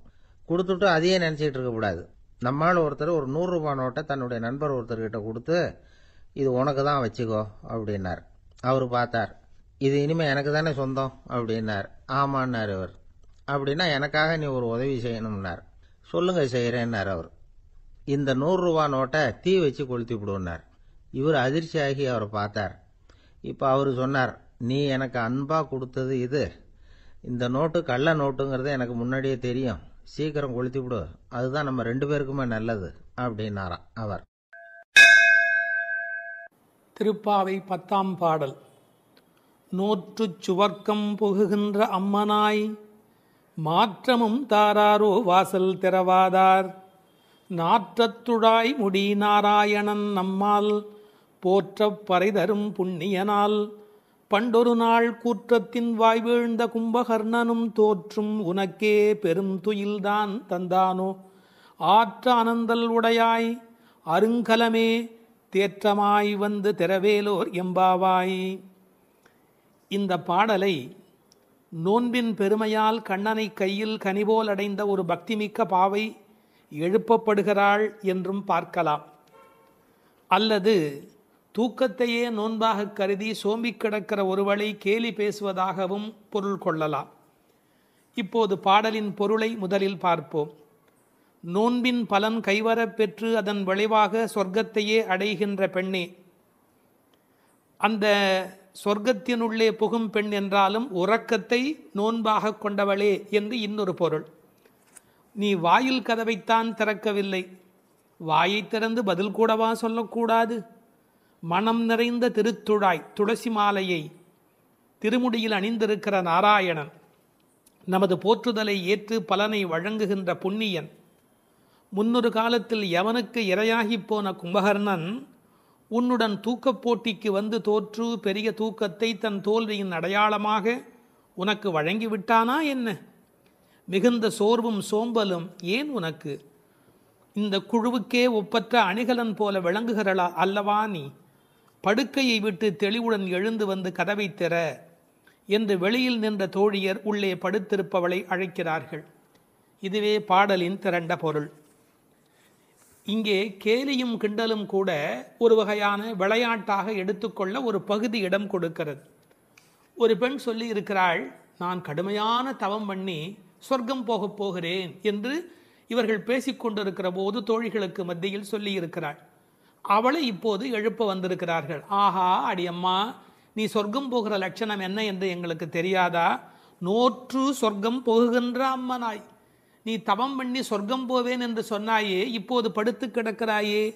இப்படி எடுத்துக்கொண்டால் அது ஒரு கேலியான கிண்டலான அவளை பற்றி பேசுகிற ஒரு விளையாட்டு பேச்சாக பொருளாகிறது. உண்மையிலேயே எடுத்துக்கொண்டால் அவள் உண்மையான கடினமான முயற்சி உடையவள், எல்லா நோன்புகளையும் சரியாக மேற்கொள்ளுகிறவள், நாளை வைகுந்தம் சேர வேண்டும் என்ற எண்ணத்தில் தன் வாழ்நெறியை அமைத்து கொண்டவள். எனவே நோற்று சொர்க்கம் போகின்ற அம்மனாய் பெருமைக்கு உரியவளே, நீ தவம் பண்ணி மேலே போவேன் என்று சொன்னாயே, இப்போது தூங்கிக் கொண்டிருக்கிறாயே என்று ரெண்டு வகையிலேயும் பாவத்தை மாற்றி பொருள் சொல்லக்கூடிய பாடல் வரி இது. சொர்க்கம் எது, நரகம் எது? ராமாயணத்திலே சீதா பிராட்டியார் சொல்கிறார், உன்னோடு இருப்பதுதான் எனக்கு சொர்க்கம். ராமனிடத்திலே சொல்கிறார், உன்னை பிரிந்தால் அது நரகமாக ஆகிவிடுகிறது. ஆகவே பெருமானோடு இருக்கிற நேரம்தான் சொர்க்கம். இவள் ஒருவேளை தன் தவத்தின் பலனால் பெருமாளோடு இருக்கிறவளோ, இறைவனுடைய நினைப்பே சொர்க்கமாகிறது, மறப்பே நரகமாகிறது. இது இன்னொரு சிந்தனை. இவளுடைய இயல்பு பக்குவம் காரணமாக உயர்ந்து போய் சாது கோஷ்டியில் சேர்ந்துவிட்ட காரணத்தால் சாமானியரோடு நமக்கென்ன பேச்சு என்ற எண்ணத்தில் வாயாடாமல் இருக்கிறாளோ என்பதை அடுத்த வரி நமக்கு புலப்படுத்தும். தனக்கு உரிய நல்ல கோஷ்டியிலே இருப்பது, சிறந்தவர்களோடு அந்த வர்க்கத்தில் இருப்பதுதான் சொர்க்கமாக மாறுகிறது. நீ அப்படி தகுந்த சாது கோஷ்டியிலே போய் சேர்ந்து விட்டதால் எங்களோடெல்லாம் பேசக்கூடாது என்பதற்காக மாற்றமும் தாராரோ, நீ பதில் தராமல் இருக்கிறாயா என்று ஒரு கேள்வி எழுகிறது. அம்மாடி, உன்னால் வீட்டு வாசல் திறக்க முடியவில்லை, வீட்டு வாசலே திறக்க முடியவில்லையே, உனக்காக வைகுந்த வாசல் திறக்கப் போகிறதா என்று இன்னொரு கிண்டல் பொருளும் அதற்குள்ளே இருக்கிறது. மாற்றம் தாராரோ வாசல் திறவாதார். ஒருவேளை உண்ணாவிரதம் மாதிரி மௌன விரதம் இருக்கிறாயா? அட, வாயில் திறப்பது கடினம், வாயை திறப்பது கூடவா கடினம்? வாசல் செம்மினால் வாயும் செம்ம வேண்டுமோ என்று வியாக்கியானத்திலே இந்த இடத்தை குறிப்பிடுவார்கள். நீ எழுந்து பேச வேண்டாம், கதவை திறக்கக்கூடாதா? கதவை திறக்க வேண்டாம், வாயாலாவது பதில் சொல்லக்கூடாதா? ஏன் இப்படி நீ இருக்கிறாய் என்று அந்த பெண்ணை கேட்பது போல் அந்த பாடல் அமைந்திருக்கிறது. அடுத்து நாராயணனை சொல்லுகிறார்கள். நாற்றத் துழாய்முடி நாராயணன். உலகத்திலேயே மிகப்பெரிய சிறப்பு துளசிக்கு உண்டு. பிறக்கும் போதே அது நறுமணத்தோடு பிறப்பது. அதனால்தான் பின்னாலே பாடுகிறார்கள், இருந்தவண்ணாகிலும் கொண்டு வீசுமினி. துளசி கிடைக்கவில்லை என்றாலும் பரவாயில்லை, துளசி இருந்த மண்ணை எடுத்தாவது எங்கள் மீது வீசுங்கள் என்பார்கள். ஒரு பெருமாள் கோயிலுக்குள் போகிற போது நமக்கு கிடைக்கிற மிகப்பெரிய இன்பமே அந்த திருத்துழாய் நறுமணம்.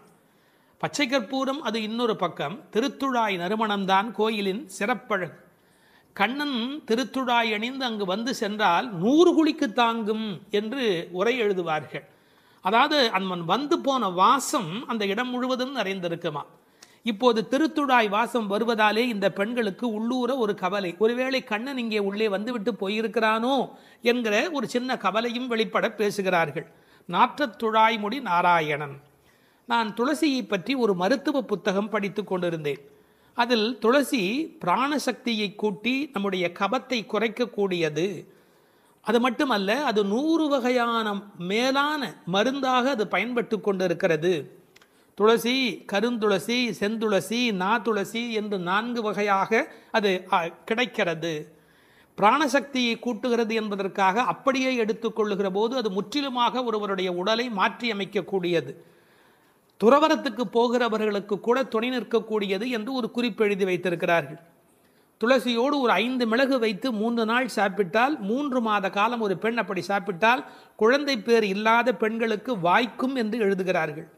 9 மிளகு வைத்து அரைத்து 7 நாட்கள் வெறும் வயிற்றில் சாப்பிட்டால் எந்த விஷமும் உரியும் என்று எழுதுகிறார்கள்.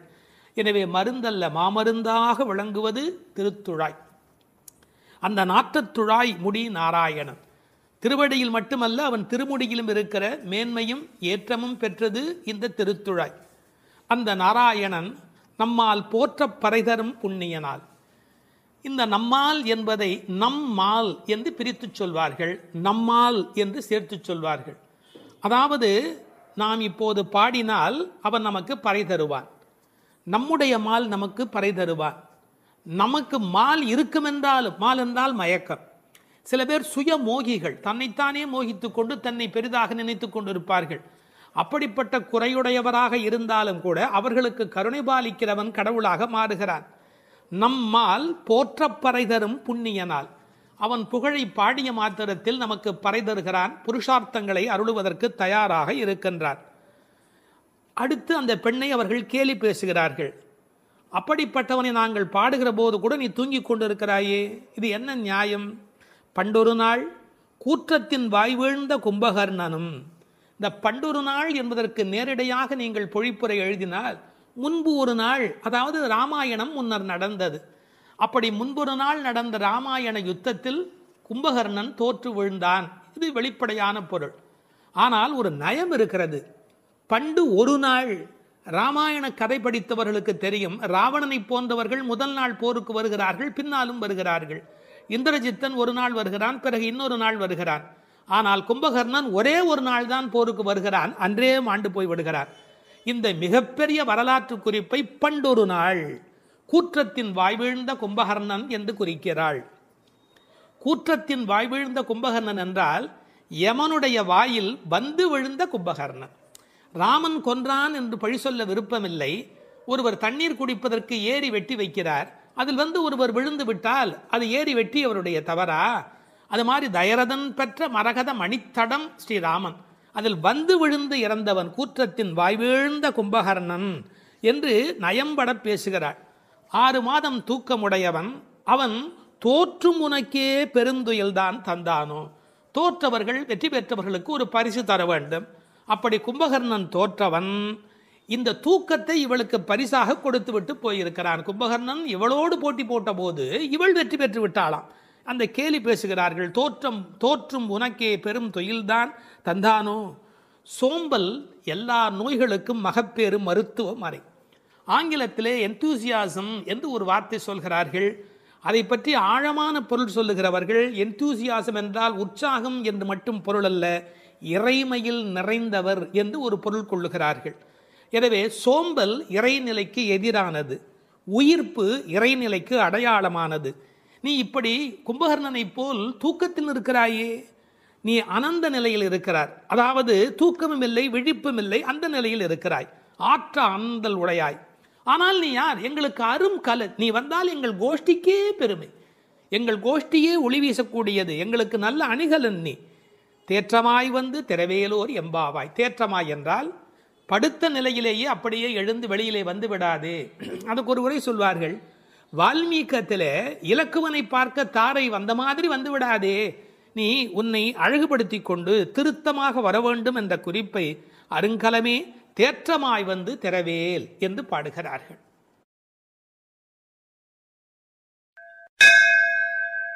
திருப்பாவை 11ஆம் பாட்டு. கற்றுக்கரவை கணங்கள் பல கறந்து செற்றார் திரளழியச் சென்று செரு செய்யும் குற்றமொன்று இல்லாத கோவலர்தம் பொற்கொடியே புற்றரவு அல்குல் புனமையிலே போதராய். சுற்றத்து தோழிமார் எல்லாரும் வந்து நின் முற்றம் புகுந்து முகில் வண்ணன் பேர் பாட, சிற்றாதே பேசாதே செல்வப் பெண்டாட்டினி எற்றுக்கு உறங்கும் பொருளேலோர் எம்பாவாய். கண்ணனை எண்ணி நோற்காமல் அவன்தான் நம்மை எண்ணி நோற்று இங்கு வரட்டுமே என்று எண்ணி எல்லாவற்றிலும் சிறந்தவளான ஒரு பெண், பக்தி பெண் இந்த பாசுரத்தில் எழுப்பப்படுகிறாள். எல்லாமே கன்றுகள் போல இளமையான பசுக்கூட்டங்கள், பலவற்றை கறப்பதில் ஈடுபட்டு உள்ளவர்கள் இந்த கோபாலர்கள். பகைவர்கள் வந்துவிட்டால் அவர்கள் இருக்கும் இடத்திற்கு சென்று அவர்களது திறமை அழியும்படி போர் புரிய வல்ல குற்றமற்ற போர் வீரர்களை பெற்ற ஆயர் குலத்திலிருந்து வந்த பொன்கொடி போன்றவள் இந்த பெண். புற்றிலே உள்ள நாகத்தின் படம் போன்ற மறைவிடத்தையும் காட்டில் உலவும் மயில் போன்ற சாயலையும் உடையவளே, எழுந்து வா. நமது ஆயர்குடி பெண்கள் எல்லோரும் உன் வீட்டு முற்றத்திலே கூடி மேக நிறமுடைய கண்ணனது திருப்பெயர்களை கூறி பாடி மகிழ்கிறோம். நீயோ அசைவதே இல்லை, வாய் திறந்து பேசுவதும் இல்லை.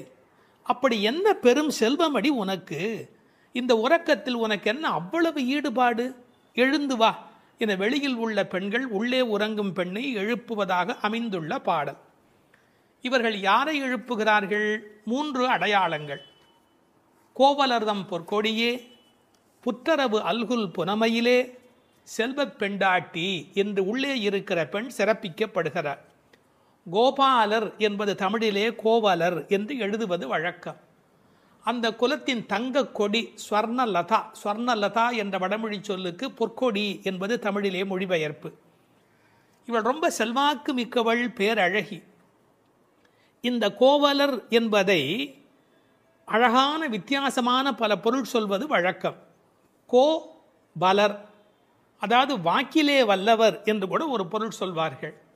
கோ அலர், தங்களை தலைவனாக நினைத்ததே அல்ல, கண்ணனுக்கு அடிமையாக மட்டுமே தன்னை நினைத்து கொண்டிருக்கிறவர்கள். இவள் அவர்கள் வீட்டு ஒரு கொடி, கொழுங்கொடி, கொழுகொம்பு தேடுகிற ஒரு கொடி. கோல் தேடி ஓடும் கொழுந்ததே போன்று மால் தேடி ஓடும் மனத்தள், ஆவிக்கோர் பற்று கொம்பு, இதெல்லாம் ஆழ்வார் திருவாக்கு. இவள் மனம் எப்போதும் கண்ணபெருமானை நோக்கி போய்கொண்டிருக்கும். ஒரு கொழுகொம்பாகிய இறைவனை தேடி போவதாலே இவள் கொடி, ஆனால் பொற்கொடி. அடுத்த வார்த்தை அவளுடைய மறைவிடத்தை குறித்து பேசுகிறார்கள். புற்றரவு அல்குல் புனமையிலே, இது தமிழிலே ரொம்ப இயற்கை. அதில் என்ன ஒரு குறிப்பு இருக்கிறது என்றால், பாம்பு புற்றிலே ஒடுங்கிவிடும், அதுபோல் இவளுக்கு ஒடுக்கமான இடை என்பதை நாம் இந்த இடத்தில் புரிந்து கொள்ள வேணும். பெண்ணுக்கு இடை எப்படி இருக்க வேணும்? பொய்யோ எனும் இடையாளொடும் இடையானொடும் போனான், கம்பனுடைய வாக்கு. சீத்தையினுடைய இடை உண்டா இல்லையா என்று எல்லோரும் சர்ச்சை செய்கிற இடை என்று எழுதினார். இந்த புற்றரவு அல்குல் என்பதை கொஞ்சம் விளக்கம் சொல்லுகிற ஆச்சாரியர்கள் அது மறைந்திருப்பதையும், குளிர்ச்சி, பாம்பு புற்றுக்குள் மறைந்திருக்கும், புற்றுக்குள்ளே எப்போதும் வெப்பம் குறைவாக இருக்கும். நான் ஒரு குறிப்பு படித்தேன், 23 டிகிரி செல்சியஸ் அந்த சூட்டில் தான் உள்ளே இருக்குமா பாம்பு குடியிருப்பதற்கு விரும்புமா. ஏர் கண்டிஷன் ரூமில் இருக்கிற மாதிரி அந்த குளிர்ச்சி இருந்தால்தான் அது அங்கே இருக்குமா. அதுபோல இந்த பெண்ணின் மறைவிடத்தையும் அவர்கள் குளிர்ச்சி மிக்கது என்று பாடுகிறார்கள். ஆனால் புற்றரவு அல்குல் என்பதை தத்துவார்த்தமாக எடுக்கிற போது ஞானபக்தி மிக்க என்று அதற்கு வேறு இறை பொருள் கொண்டு சொல்லுவது வழக்கம். அடுத்த வார்த்தை புனமையிலே போதராய். மயில் என்று சொன்னால் போராதா? ஏன் புனமயில் என்று சொல்ல வேணும்? நீங்கள் என்னதான் வளர்த்தாலும் ஒரு மிருகக்காட்சி சாலையில் இருக்கிற மயில் அதில் ஒரு வளப்பம் இருக்காது. காட்டிலே இயற்கையோடு இயற்கையாக ஆடிக்கொண்டிருக்கிற மயில் இருக்கு, செழிப்பாக இருக்கும். காட்டு மயில், புனம்னா காடு, காட்டிலே இருக்கிற மயில். வளர்ப்பு மயிலுக்கு இல்லாத அழகு காட்டில் இருக்கிற மயிலுக்கு வனப்பு மயில். அது கண்ணுக்கு மிகவும் இனிமை தருவது மயில். கருங்கண் தோகை மயில் பீலி அணிந்து, கண்ணபெருமான் மயிலை விரும்புகிறவன், அதான் தலைமையிலேயே சூடிக்கொண்டிருக்கிறான். எனவே இவளை விரும்புவதற்கான வாய்ப்பு அதிகம். இன்னொரு கோணத்தில் பிரதிவாதி பயங்கரம் சுவாமிகள் ஒரு அருமையான கருத்து சொல்வார்கள். ஆச்சாரியனை குறித்து அவர்கள் எல்லா பாடலுமே ஆச்சாரியனோடு தொடர்பு படுத்தி பேசியிருக்கிற ஒரு பேச்சு, அற்புதமான பேச்சு அது. அந்த மயிலுக்கும் ஆச்சாரியனுக்கும் என்ன தொடர்பு என்று அனுபவிக்கிறார்கள். ஆனந்தம் வந்து விட்டால் மயில் தோகை விரிக்கும். ஆச்சாரியனும் அப்படித்தான், ஆனந்தம் வந்து விட்டால் தன்னுடைய வாக்கில் விஸ்தாரமாக பல பொருள்கள் சொல்ல தொடங்கி விடுவார். மயிலுக்கு விஷப்பூச்சிகள் அண்டாது, அதுபோல் ஆச்சாரியனிடத்திலே தீய சக்திகள் சேராது.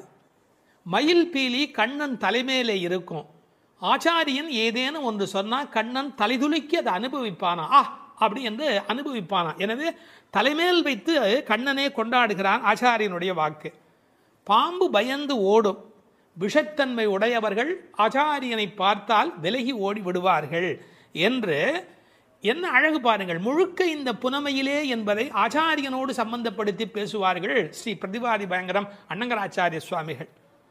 இந்த புனமையில் என்பதில் இன்னும் ஒரு அழகு, மயில் புனத்தை சிறப்பிக்கிறது. காட்டுக்கு அழகு அப்படின்னா மயில் தான் காட்டுக்கு அழகாக இருக்கிறது.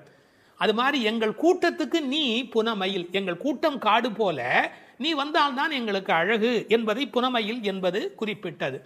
நீ வந்து கதவை தர, ஏன் மயில் நடப்பதை பார்க்க வேண்டும் அல்லவா, மயில் நடந்து வருகிற அழகை நாங்கள் அனுபவிக்க வேண்டும் அல்லவா, எனவே உன் மயில் நடை காண வேண்டும், வாராய். செல்வ பெண்டாட்டி என்று விളിக்கிறார்கள். அடுத்தது, இவள் தலைமகள், குலம் தரும் செல்வம் தந்திடும் என்கிற அத்தனை செல்வமும் உடையவள், கண்ணனுக்கு மிக மிக வேண்டியவள். கண்ணனுடைய அழகை பற்றி சொல்லுகிற போது உரையாசிரியர் எழுதுவார், அது ஆண்களை பெண்களாக்கும், பெண்மையுறச் செய்யும் அன்று. அது மாதிரி இவள் அழகு எப்படி என்றால் பெண்களை ஆண்மையுறச் செய்யும் பேரழகு, செல்வ பெண்டாட்டி என்று சிறப்பித்தார்கள். இப்போ அந்த ஆயர்பாடியிலே அவர்கள் கறந்து பால் கறந்து அவர்கள் எப்படி வாழுகிறார்கள் என்ற தன்மை பேசப்படுகிறது. கற்று கறவை கணங்கள் பல கறந்து, கன்று உடைய கறவை, ஏன்னா கன்றுக்குட்டி இருந்தால் தான் அது பால் ஈனும். சார் அந்த ஆச்சரியம் என்ன என்று கேட்டால், அங்கே கிழட்டு மாடே கிடையாது, எப்போதும் இளமையுடைய மாடு தான் அங்கே இருக்கும். எனவே அது கற்று கறவை கணங்கள் பல கறந்து, எக்கச்சக்கமான மாடுகள். இந்த ஆயர் சலிப்பதே இல்லை. பரதநாட்டியம் கற்றுக்கொள்கிற பெண்களை சொல்வார்கள், மண்டி போட்டு பாரு அப்படிம்பாங்க.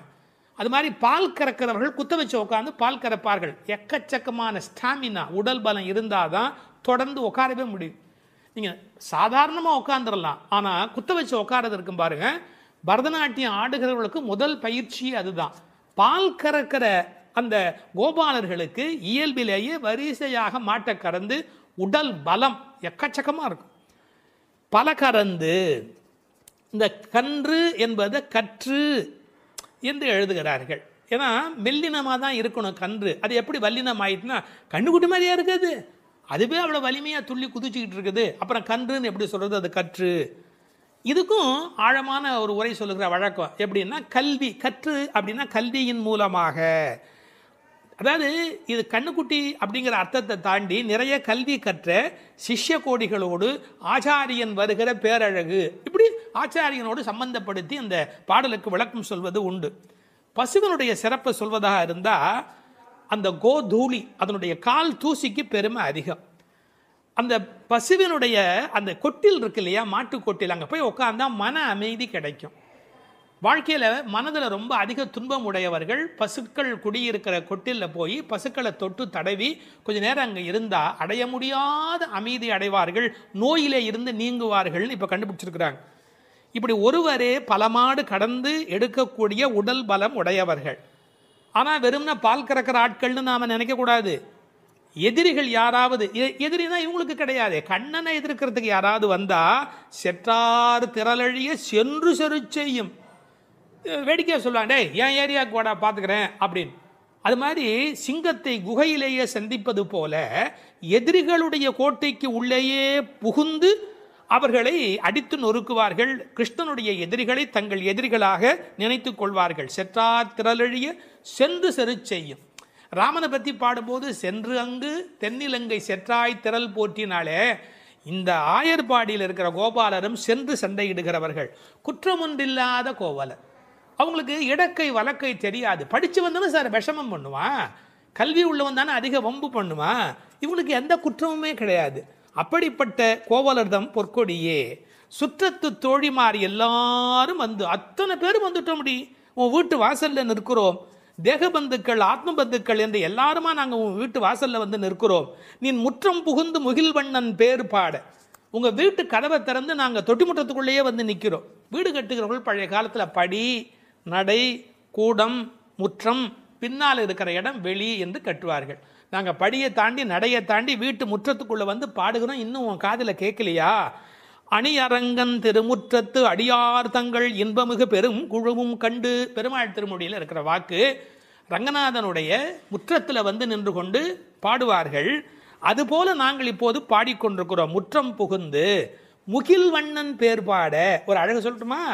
உன்னை புனமயில் என்று வர்ணிக்கிறார்கள். மயில் எப்போ ஆடும்? முகில் பார்த்தா ஆடும். கண்ணன் முகில் வண்ணன், நீ புனமயில், அவனுக்கென்று ஆட பிறந்தவள். முகில் வண்ணன் பேர் பாட சிற்றாதே. சிற்றாதேன்னா அசையாம கிடக்கிறமா, நீ உடம்பு கூட அசையில. நாங்க இவ்வளவு பேர் பாடுறோம், ஒரு குலுங்கல் ஒண்ணுமே இல்லையே. பேசாதே, பதிலும் நீ பேச மாட்டேங்கிற.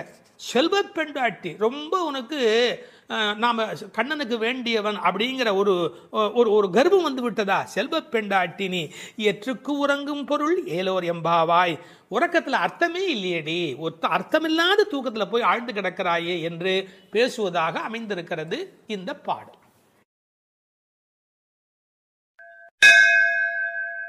12ஆம் பாடல்.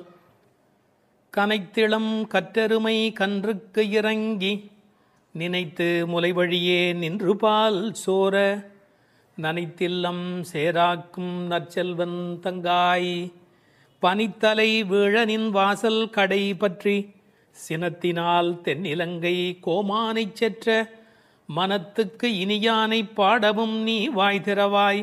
இனித்தான் எழுந்திராய் ஈதன்ன பேருறக்கம் அனைத்தில்லத்தாரும் அறிந்தேலோர் எம்பாவாய். இதனுடைய பொருள், கன்றை பிரிந்த எருமை தன் கன்றை நினைத்து கனைத்து அந்த நினைப்பால் தனது காம்புகளிலிருந்து விடாது பால் பொழிவதால் வீடெல்லாம் பால் வெள்ளமிட்டு சேராகி கிடக்கின்ற வீட்டின் தலைவனான பெரும் செல்வத்தை பெற்றிருப்பவனது தங்கையே. முன்பு பெரும் கோபத்தால் தென்னிலங்கை மன்னனான ராவணனை அழித்து ஒழித்த மனத்திற்கு இனியவனான ராமபிரானை புகழ்ந்து மார்கழி மாத பனி தலையில் விழுந்து கொண்டிருக்க நாங்கள் உன் வீட்டு வாசலில் கீர்த்தனம் செய்வதை கேட்டும் நீ உறங்கலாமா? கதவை திற. பொழுது விடிந்து இன்னும் நீ உறங்குவது எல்லா வீட்டாருக்கும் தெரிந்து விட்டது. இனியாவது எழுந்திரு, என்ன இது பெரிய உறக்கம் என்கிறார்கள். இந்த பாடலில் எழுப்பப்படுகிறவள் கண்ணபெருமானுடைய நெருங்கிய நண்பனுடைய தங்கை. அவளை எழுப்புகிற போது நற்செல்வன் தங்காய் என்று அவர்கள் அன்போடு அழைக்கிறார்கள். சூழலை முதலில் வர்ணிக்கிறார்கள். ஒரு எருமை அவிழ்த்துவிட்ட பிறகும் பால் கறவாமல் விட்டுவிட்டதால் தன் கன்றை நினைத்து அது பால் பொழிகிறது. அதனால் வீடு சேராகிறது. கனைத்திளம் கற்று எருமை கன்றுக்கு இறங்கி நினைத்து முலைவழியே நின்று பால் சோர என்று பாடலிலே வருகிறது. பக்தி இலக்கியங்களுடைய அடிப்படை நாதமே அன்புதான் பிரமாதம். உண்மையிலேயே வாழ்க்கை ஒரு அறிவுபூர்வமான ஏற்பாடு அல்ல, அது அன்பு பூர்வமான ஒரு ஏற்பாடு. ஒரு எருமையே இப்படி இருக்குமானால் இறைமை என்ற இறை தத்துவத்தில் ஈடுபட்டவர்கள் எவ்வளவு இரக்கத்தோடு இருக்க வேண்டிய கடமை உடையவர்கள். எருமை மாடு கன்றுக்கு இறங்கி பால் சொரிவதை கவிச்சக்கரவர்த்தி கம்பன் பாடிக்காட்டி இருக்கிறார். எருமைகள் பால் பொழிய அன்னக்குஞ்சுகள் அந்த பாலை அருந்தி மகிழ்ந்தன என்று ஒரு கற்பனையிலே பாடுகிறார். சேல் உண்ட ஒன்கணாரின் திரிகின்ற செங்கால் அன்னம் மால் உண்ட நளினப்பள்ளி வளர்த்திய மழலை பிள்ளை கால் உண்ட சேற்று மேது கன்று உள்ளி கனைப்பச் சோர்ந்த பால் உண்டு துயில பச்சை தேரை தாலாட்டும் பண்ணை என்று எழுதுகிறார். நாட்டு வளத்தை எழுதுகிற போது தாமரைப்பூவில் உறங்கிக் கொண்டிருக்கிற அன்னக்குஞ்சுகளுக்கு எருமை மாடு தன்னுடைய கன்றை நினைத்து சொரிந்த பால் அவைகளுக்கு கிடைத்தன என்று கோசல நாட்டு வளத்தை பாடுகிற போது குறிப்பிடுகிறார்.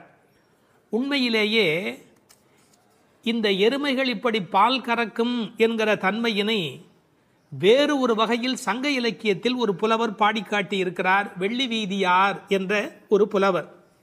அவர் வேறு ஒரு கோணத்தில் சொல்லுகிறார், காமத்தை பற்றி பாடுகிற போது தலைவன் வந்து எங்களை அனுபவிக்கவில்லை, எங்கள் இளமையோ வீணாகிறது, எங்களுக்கும் பயனில்லை அவனுக்கும் பயனில்லை, உடம்பில் பசலை நோய் வந்து துன்பப்படுகிறேன் என்று எழுதுகிறார். கன்றும் உண்ணாது கலத்தினும் படாது நல் ஆண் தீம்பால் நிலத்து உக்காங்கு. அவர் பசு என்று எழுதுகிறார். இது சங்க இலக்கிய பாடல். ஆண்டாள் சங்க இலக்கியங்களை படித்தவள் என்பதற்கு இது ஒரு அடையாளம். கன்றும் உண்ணாது கலத்தினும் படாது நல்லான் தீம்பால் நிலத்து உக்காங்கு, எனக்கும் ஆகாது என்னைக்கும் உதவாது பசலை உணியர் வேண்டும் என்று குறுந்தொகையிலே வெள்ளி வீதியார் என்ற புலவர் எழுதி காட்டியிருக்கிறார். இன்னொரு கோணத்திலே பார்க்கிற போது வியாக்கியானம் பண்ணினவர்கள் எருமை மாடு கன்றை நினைத்து படுகிற பாட்டை சொல்லிவிட்டு, எருமைகள் கரவாவிட்டால் படும் பாடு, இந்த பெண்கள் கோபியர் சொல்லுகிறார்களா என்ன, அனைவரும் எருமை படுகிற பாட்டை நாங்கள் அல்லவா உன்னாலே படுகிறோம் என்று கண்ணனுக்கு புரிய வைக்கிறார்களாம்.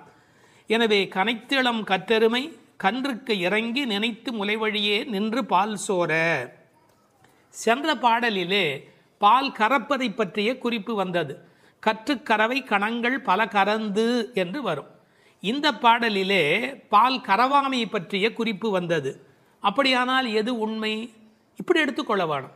பக்தி யோகத்தில் ஈடுபட்டிருக்கிற தன்மையினை இந்த பாடலும், கர்மயோகத்தில் ஈடுபட்டிருக்கிறவர்களை பற்றிய குறிப்பை அந்த பாடலிலும் ஆண்டாள் குறிப்பிடுகிறாள் என்று பொருள் கொள்ள வேண்டும். நற்செல்வன் தங்காய், சிறந்த செல்வமுடையவனுடைய தங்கையே. அவன் எப்படி நற்செல்வனாக இருக்கிறான்? கண்ணனுடைய மிக நெருங்கிய நண்பன் ஒருவன். அதை ஆழ்வார் பாடுகிற போது சொல்லுகிறார். பெரியாழ்வார் திருமொழியிலே, சுரிகையும் தெரிவில்லும் செண்டுகோலும் மேலாடையும் தோழன்மார் கொண்டு ஓட, ஒரு கையால் ஒருவன் தன் தோளை ஊன்றி. கண்ணன் எப்போதும் யாராவது ஒருத்தனுடைய தோளை அணைத்தபடி இருக்கிறானாம். அப்படி ஒரு கையால் ஒருவன் தன் தோளை ஊன்றி. எனவே கண்ணனுடைய மிக நெருக்கமான நண்பன் அவனை விட்டு வராமையினாலே அவன் வீட்டு எருமை கரவாதபடி போயிற்று என்று பொருள் கொள்ள வேண்டும். தமிழிலே மாடு என்பதே செல்வத்தை குறிப்பது. எனவே அந்த மாட்டின் பெருஞ்செல்வம் உடையதால் நற்செல்வன் தங்காய் என்று பொருள் செய்தார்கள். தத்துவார்த்தமாக பொருள் செய்தவர்கள் ஆண்டாளுக்கு சகோதரராக எம்பெருமானாரை சொல்லுகிற மரபு வழி சிந்தனையினை கொண்டு வருகிறார்கள். பெரியாழ்வார் பெற்றெடுத்த பெண் பிள்ளை வாழியே, பெரும் புதூர் மாமுனிக்கு பின்னானாய் வாழியே என்று ராமானுஜருக்கு தங்கையாக ஆண்டாள் பேசப்படுகிறாளே. கோயில் அண்ணா வாரும் என்று ஆண்டாள் அழைத்தாளே, அந்த இங்கு நினைவூட்டி நற்செல்வன் தங்காய் என்று ஆண்டாளையே குறிப்பிடுகிறார்கள். அது மட்டுமல்ல, கைங்கரிய லக்ஷ்மி அதுதானே செல்வம், இந்த உலகத்தில் பகவானுக்கு செய்கிற சேவையே பெரிய செல்வம் என்று வேறு ஒரு கோணத்திலும் இதற்கு உரை எழுதுவார்கள். இந்த பெண்கள் இப்போது பேசுகிறார்கள். அம்மா, உன் வீட்டு வாசலிலே மார்கழி பனி தலையிலே வந்து விழுகிறது. நாங்கள் எதை பிடித்து கொண்டு நிற்கிறோம் தெரியுமா? உன் வீடு சேராகி கிடக்கிறது. எருமை பால் ஓட ஓட கீழே கால் வைக்க முடியவில்லை, சேராகி இருக்கிறது. பழைய காலத்தில் வீட்டு கதவுல நாதாங்கி என்று ஒன்று தொங்கும். அதைத்தான் நாதம் சத்தம் போடுவார்கள். தட்டினா வீட்டுக்குள்ளே கேட்கும் என்று காலிங் பெல் இன்றைய மெத்தடில். அந்த நின் வாசல் கடையை பற்றி நாங்கள் நாதாங்கியை பற்றி கொண்டு நிற்கிறோம்.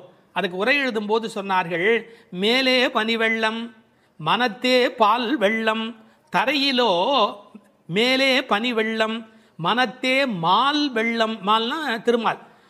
மனத்தே மால் வெள்ளம் தரையிலே பால் வெள்ளமாய் தெப்பம் வற்றுவாரை போலே உன் வீட்டு நாதாங்கியை பிடித்து தொங்கிக் கொண்டிருக்கிறது கான். அப்படியெல்லாம் அந்த நாதாங்கியை பிடித்து கொண்டு இவைகள் தொங்கிக் கொண்டு நிற்கிறார்கள். சினத்தினால் தென்னிலங்கை கோமானை செற்ற மனத்துக்கு இனியானே பாடமும் நீ வாய் திறவாய். அளவு கடந்த அநியாயம் செய்து விட்டான் ராவணன். என்ன, சீத்தையை ராமனால் பிரிய முடியாது. பிராட்டியையும் பெருமாளையும் பிரிக்கக்கூடாது. அந்த பாவத்தை செய்தமையினால் கோபப்பட்டு சினத்தினால் தென்னிலங்கை கோமான் ராவணனை செற்ற அழித்த மனத்துக்கு இனியானை பாடவும் நீ வாய் திறவாய். ராமன் மனத்துக்கு இனியவன் என யாருக்கும் எந்த நோவும் வரக்கூடாது என்று எண்ணுவது ராமனுடைய பண்பாடு. எப்படி என்று குகனை போன்ற அன்பர்கள் வருகிறார்கள். இவன் தாழ்ந்தவன் என்று நினைக்கல, ஏழை ஏதலன் கீழ்மகன் என்னாது அவனோடு அன்பு பாராட்டுகிறார். கிளிக்கு யாருடைய பெயர் வைப்பது என்று கேட்கிறாள். கைகேயி அம்மாவுடைய பெயரை வை என்று சொல்லுகிறார். இப்படி எல்லோருக்கும் மனத்துக்கு இனியனாயிருந்த அழகை வைமு கோபாலகிருஷ்ணமாச்சாரியார் உரையிலே ராமாயண பாடல்ல இருந்தே பல குறிப்பு சொல்லுகிறார். மனத்துக்கினியானே என்ற தொடர்க்கு நட்பினர் நொதுமலாளர் பகைவர் ஆகிய மூவகையர் மனத்துக்கும் இனியவன் என்று பொருள் கொள்ளலாம். குகன விடுங்கள். அடுத்தாற் போல வாலிக்கும் ராவணனுக்கும் கூட இனியனாயிருந்தான் என்றோ, மூக்கும் காதும் வெம்முரண் முலை கண்களும் முறையால் இழந்து அரற்றிய சூர்ப்பனகையும் போக்கினீர் என் நாசி பொய்த்து என் என்றும் மேக்குயரும் நெடுமூக்கு மடந்தையர்க்கு மிகையன்றோ என்றும் பிழை செய்தீரோ என்றும் சூர்ப்பனகை ராமனை புகழ்ந்து பாடுகிறாள். மார்பில் ராமபானம் பாய்ந்து நின்ற நிலையும் வாலி ஓவியத்து எழுத ஒண்ணா உருவத்தாய் என்று சொல்லுகிறான். ஆவி போம் வேலைவாய் அறிவு தந்து அருளினாய் என்று பேசுகிறான். ராவணன் மாலியவானிடத்திலே வந்து சொல்லுகிற போது நாசம் வந்துற்ற காலை நல்லதோர் பகையை பெற்றேன் என்றார். அது மட்டுமல்ல, ராமனுடைய தோற்றத்தை பார்த்துவிட்டு சொல்லுகிறான், ராகவன் மேனி நோக்கி தீயன கொடிய வீர சேவகச் செய்வை கண்டால் நாயன தகுதும் அன்றே காமனும் நாமும் எல்லாம் என்று பகைவனை கொண்டாடுகிறான் ராவணன். எனவே ராமனிடத்தில் எல்லோரும் அன்பு பாராட்டுகிற காரணத்தினாலே அவன் மனத்துக்கு இனியவனாக இருக்கின்றான்.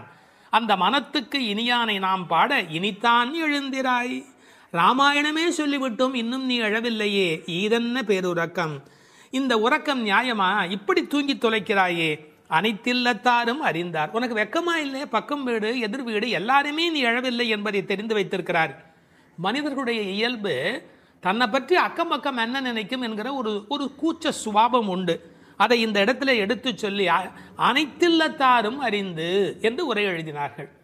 ராமானுஜரை நினைவூட்டி உரையிலே இன்னொரு குறிப்பு சொன்னார்கள். திருக்கோஷ்டியூர் கோபுரத்தின் மேல் ஏறி திருவெட்டெழுத்தினுடைய பொருளை ஓரான் வழி உபதேசமாக வருகின்ற ஒன்றை கூட எல்லாரும் அனைத்தில்லத்தாரும் அறியும்படியாக சொன்னவர் ஸ்ரீ ராமானுஜர் அல்லவா?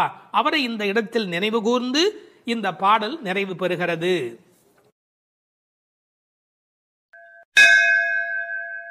13வது பாடல். புள்ளின் வாய் கீண்டானே பொல்லா அரக்கனை கிள்ளிக் களைந்தானே, கீர்த்திமை பாடிப்போய் பிள்ளைகள் எல்லோரும் பாவை களம் புக்கார், வெள்ளி எழுந்து வியாழம் உறங்கிற்று புள்ளும் சிலம்பினகான், போதறிக் கண்ணினாய் குள்ளக் குளிரக் குடைந்து நீராடாதே பள்ளி கிடத்தியோ, பாவாய் நீ நன்னாளால் கள்ளம் தவிர்ந்து கலந்தேலோர் எம்பாவாய். கண்ணழகு படைத்த பெண் ஒருத்தியை இப்பாசுரத்தால் எழுப்புகிறார்கள். மலரில் உள்ள வண்டுகள் போன்று அழகிய கண்களை உடையவளே, கொக்கு வேடத்தில் வந்து வாயை பிளந்து கண்ணனை விழுங்க எண்ணிய பகாசுரனை அவன் வாயை கிழித்து அழித்த கண்ணபெருமான், கொடியவனான ராவணரது தலைகளை அறுத்து அழித்த ராமபிரான், அவர்களது வீர வரலாறுகளை பாடிக்கொண்டு இளம்பெண்கள் எல்லோரும் பாவை நோன்புக்குரிய இடத்திற்கு எப்போதோ சென்று விட்டனர். வானத்திலேயோ குரு என்கிற கோள் மறைந்து சுக்கிரன் உதயமாகிவிட்டான். பட்சிகள் வீதியெல்லாம் பறந்து சப்திக்கின்றன. இந்த மார்கழி விடியல் விடியும் முன்பே உடல் நன்கு குளிரும்படி மடுவில் குடைந்து குடைந்து நீராட வேண்டாமா? இன்னும் படுக்கையில் சுருண்டு கிடக்கலாமா? நல்ல நாளும் அதுவுமாக இப்படி இருக்கிறாயே, அப்படி உனக்கு என்ன தனிய அனுபவம்? உன் மனதில் உள்ள கள்ளத்தனத்தை விடுத்து எங்களோடு சேர்ந்து வா என்று அழைக்கிறார்கள். இதை ரசமாக அனுபவிக்கிறவர்கள் முதல் பாடலிலே மனத்துக்கினியான் என்று ராமனை பேசிவிட்டதால் இந்த ஆயர்பாடிக்குள்ளே ஒரு பெரிய விவாத கோலாகலம் ஏற்பட்டு விட்டதாம். அதாவது சர்ச்சை. அது யாரடா அது? கண்ணனுடைய ஊரிலே வந்து ராமனுடைய கதையை பேசி கொண்டிருக்கிறார்களே என்று சில பேர், சில ஆயர்கள் கோபப்படவும், ஏன் அப்படி பேசக்கூடாதா என்று சில பேர் மறுபடியும் எதிர்ப்பக்கம் விவாதிக்கவும், ஒரு பட்டிமண்டபத்தை போலவே ஒரு விவாதம் அங்கு தொடங்கிவிட்டது என்று அனுபவிப்பார்கள். ஏனென்றால் இந்த பாடல் எப்படி வருகிறது? புள்ளின் வாய் கீண்டானி என்று கண்ணபெருமான் பகாசுரனை அழித்த கதையை சொல்லி பிறகு பொல்லா அரக்கனை கிள்ளி களைந்தானே என்று ராமாவதார கதையையும் சேர்த்து பேசுகிறார்கள். அதை எப்படி சொல்லுகிறார்கள்? கண்ணனுடைய ஸ்தலத்தில் ராமனுடைய கதையா என்று ஒருவர் கேட்க, ஏன் முன்பு ராமனை பாடிய காலத்திலே நாம் கண்ணனை சேர்த்து பாடியது இல்லையா?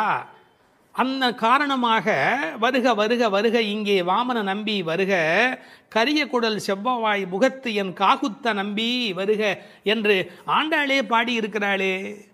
எனவே ஆண்டாள் சிற்றில் சிதைத்தல் பாடுகிற காலத்தில் சீதவாய் அமுதம் உண்டாய் எங்கள் சிற்றில் சிதையேல் என்று பாடியிருக்கிறாளே. அந்த அனுபவத்தை எல்லாம் இங்கே குறிப்பிடுகிறார்கள். வருக வருக என்று ஆழ்வார் அனுபவித்ததையும் சிற்றில் சிதைக்காதே என்று ஆண்டாள் அனுபவித்ததையும் இந்த இடத்தில் மேற்கோளாக காட்டி, இந்த அயோத்தியிலே ராமபெருமானுடைய புகழை பேசுவது போல ஆயர்பாடியில் கண்ணன் புகழ்தான் பேச வேண்டும் என்ற கட்டாயமில்லை, இடம் மாறி பேசினாலும் ஒன்றும் தவறு இல்லை என்று ஒப்பந்தமாயிற்று என்று இதை வேறு ஒரு கோணத்திலே பேசுவார்கள். தீவிர பற்று உடையவர்கள் எப்போதும் இது போன்ற பிரச்சனைகளில் ஈடுபடுவது என்பது தவிர்க்க முடியாதது. புள்ளின் வாய் கிண்டானே பொல்லா அரக்கனை கிள்ளி களைந்தானே, பறவை வடிவத்திலே வந்தவனை அவன் அழித்தவன். பள்ளத்தில் மேயும் பறவை உருக்கொண்டு கள்ள அசுரன் வருவானை தான் கண்டு புள்ளிதுவென்று பொதுக்கோ வாய்க்கிண்டான், அப்படியே வாய்க்கிண்டிட்டான், அப்படியே கிழித்து எறிந்து விட்டான்.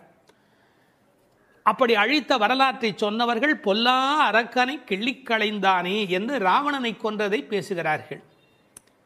இந்த எழுப்புகிற பெண்கள் இந்த பாடலை எல்லாம் கருத்தை எல்லாம் சொல்லி எழுப்புகிறார்கள். உரை கண்டவர்கள் கேட்டார்கள், பொல்லா அரக்கன் என்று ராவணனை குறிப்பிட்டால் நல்ல அரக்கன் உண்டோ? என்ன நயம் பாருங்கள். உண்டு, அரக்கர் குலத்தில் பிறந்தாலும் விபீஷணன் நல்ல அரக்கன், ராவணனோ பொல்லா அரக்கன். அவனோடு பெரிதாக போர் செய்தார் என்று சொல்ல முடியாதான், கிள்ளி களைந்தார். தமிழில் ஒரு பழக்கம் உண்டு, யாராவது ரொம்ப அலட்சியமாக நினைச்சா என்ன கிள்ளுக்கிறேன்னு நினைச்சுக்கிட்டியா என்று கேட்பார். அப்படி ராவனுடைய தலைகளை ராமன் கிள்ளினானான், கிள்ளி களைந்தானே. அதுக்கு வேற ஒரு பொருள் உண்டு. தன்முனைப்பு உள்ளவர்கள் பரமாத்மாவால் அழிக்கப்படுவார்கள் என்கிற அந்த உணர்வு 10 தலை ஒருவருக்கு உண்டு என்ற கதையை அப்படியே எடுத்துக்கொள்வதை விட, பன்முகமாக ஆசை தலி விரித்து ஆடுகிற போது ஒருமுகமுடைய பரமாத்மா மனதை நாம் ஒருமுகப்படுத்தினால் நமக்கு உள்ளே இருக்கிற பன்முகம் அழிந்து போகும் என்று உருவகமாக எடுத்துக்கொண்டு அனுபவிப்பவர்களும் உண்டு. இப்படி ராவணனை அழித்த வரலாற்றை பேசி கீர்த்திமை பாடிப்போய் பிள்ளைகள் எல்லோரும் பாவை களம் புக்கார். இந்த நெல் பயிரிடுகிற இடத்துக்கு நெற்களம் என்று பெயர், அதுபோல் பாவையின் நோன்பு நோற்கிற இடத்துக்கு பாவைக்களம் என்று பெயர். யாருடைய புகழை பாடுகிறார்கள்? கீர்த்திமை பாடி, ராமன் கண்ணன் இருவருடைய புகழையும் பாடி, கீர்த்தி புகழை பாடி, பிள்ளைகள் எல்லோரும் சின்ன குழந்தைகளாகிய பெண் பிள்ளைகள் எல்லாரும் சேர்ந்து பாவைக்களம் புக்கார். அவங்கெல்லாம் நோன்பு நோக்கிற இடத்துக்கு போய்விட்டார்கள், நான் மட்டும் உனக்காக இங்கே நின்று கொண்டிருக்கிறேன், சீக்கிரம் வாடி என்பது போல் பேசுகிறார். இப்போது பொழுது விடிந்து விட்டது என்பதில் அடையாளம் ரொம்ப நுட்பமான ஒரு அடையாளம். வெள்ளி எழுந்து வியாழம் உறங்கிற்று. அதாவது வெள்ளிக்கிழமை தோன்றிவிட்டது, வியாழக்கிழமை முடிந்து விட்டது இல்லை, குரு ஹோரை போய்விட்டது, சுக்கிரஹோரை தொடங்கிவிட்டது. அது இன்னொரு கோணம். வானியலை பற்றி நன்கு ஆய்வு செய்தவர்கள் ஒரு குறிப்பிட்ட காலத்திலே சுக்கிரனுடைய எழுச்சியும் வியாழனுடைய அந்த இறங்கு முகமும் ஒன்றாக நடக்கும் என்று குறிப்பிடுகிறார்கள். சுஜாதா அவர்கள் இதை வைத்துக்கொண்டு கிபி 885 என்று உறுதி செய்ய முடியும் என்று ஒரு கட்டுரையிலே எழுதியிருக்கிறார்கள். ஆனால் வேறு சிலரோ கிபி 8ஆம் நூற்றாண்டில் ஒரே ஒரு முறை மட்டும் அதிகாலை பொழுதில் சுக்கிரன் எழுவதும் குரு மறைவதும் ஒரே வேளையில் நிகழ்ந்துள்ளது. அது முழு நிலவு நாள், பௌர்ணமி. அந்த நாள் அப்படியே குறிப்பிடுகிறார்கள். அந்நாள் கிபி 731 டிசம்பர் 18 காலை 3:30 முதல் 4 மணி. இதனை அடி ஒற்றி ஆண்டாள் பிறந்தது கிபி 716 ஆடிப்பூரம் என்று கணக்கிட்டிருக்கிறார். பாருங்க, எவ்வளவு அழகான ஒரு காலக்கணக்கு. வெள்ளி எழுந்து வியாழன் உறங்கிற்று.